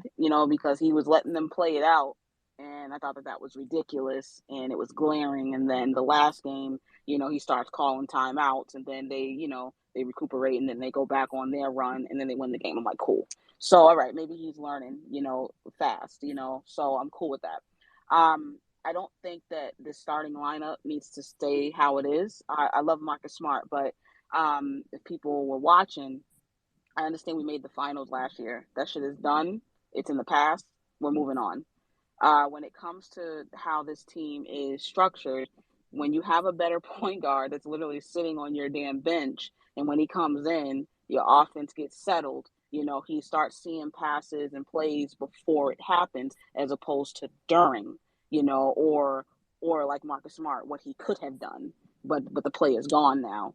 I think you got to start making some changes. You have a lot of guards, so you can have some flexibility. And I think it's the time to put Malcolm Brogdon in the starting lineup. This is what he does. He's been doing it his whole career, and he's had success damn near everywhere he's gone. If people can remember, Milwaukee was a damn good team with him, and then they struggled the next couple seasons because he left until they got Drew Holiday. But they had to replace the production of Malcolm Brogdon. So he's really damn good. He's not a star, doesn't have to be. But he is a starting point guard, and he needs to be a starting point guard on this team. It limits Jaylen Brown from dribbling the ball off his feet a billion times. I know we don't like to talk about that. It's something that happens. It's just real. And it limits Marcus Smart handling the ball too much, because he too makes bad decisions a lot of the time, and it's in key moments that happens. Malcolm Brogdon settles that offense. The glaring issue that I see for the Celtics is Robert Williams. I've been saying it for 2 years. When are you going to trade him? And it has not happened. It's a 6'8" dude who is banging with these big guys, who's also moving on the perimeter. And then here you go, where, a few seasons into his career, and every year there is a struggle with his body and injuries. This is the writing on the wall. So why are we acting like, okay, he's getting the surgery now and it's going to be great? No, he's telling you, like, this is a foreshadowing as to who he is as a player and who he's going to be.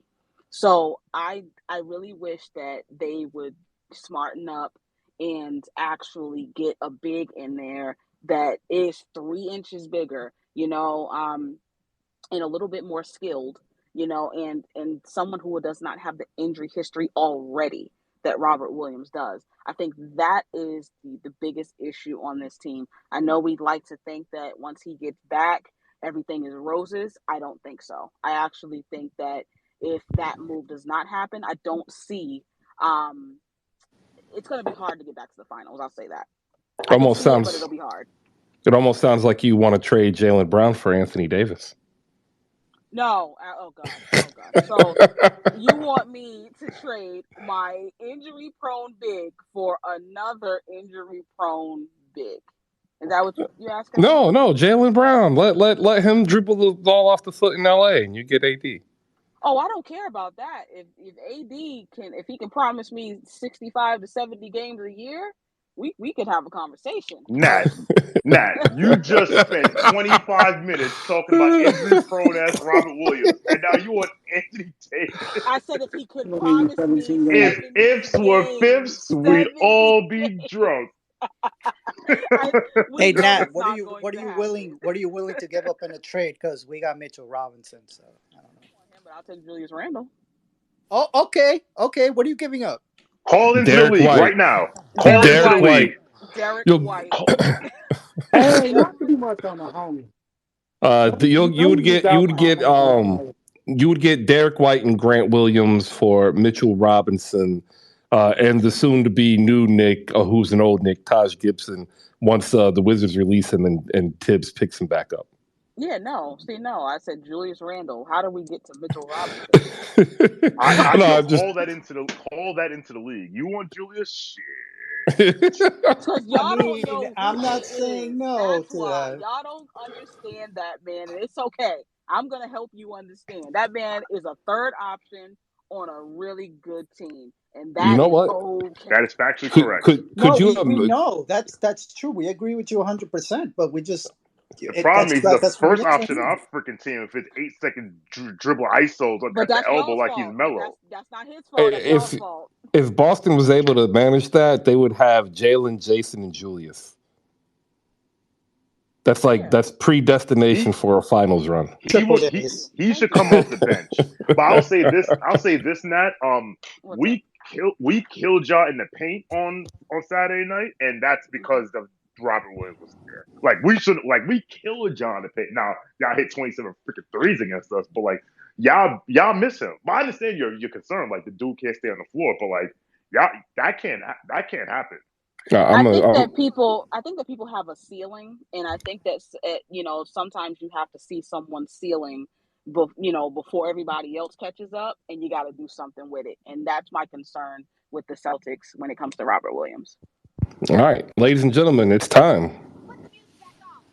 Yep, it's past 1 o'clock. Man, 3 hours came and went, and hey, we actually talked Lakers and Nets for almost 2 hours.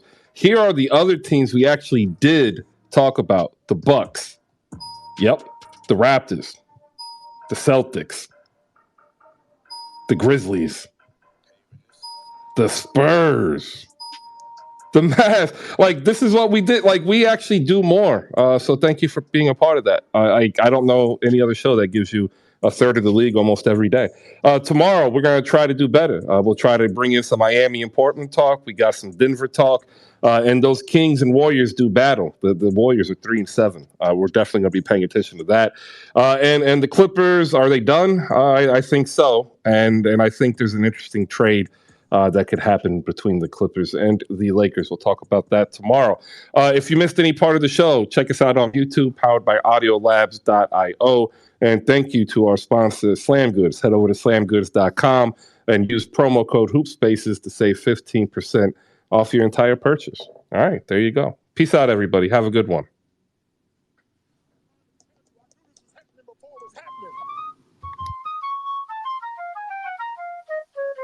But I already knew what was coming to me. I haven't had that long to say I told you something.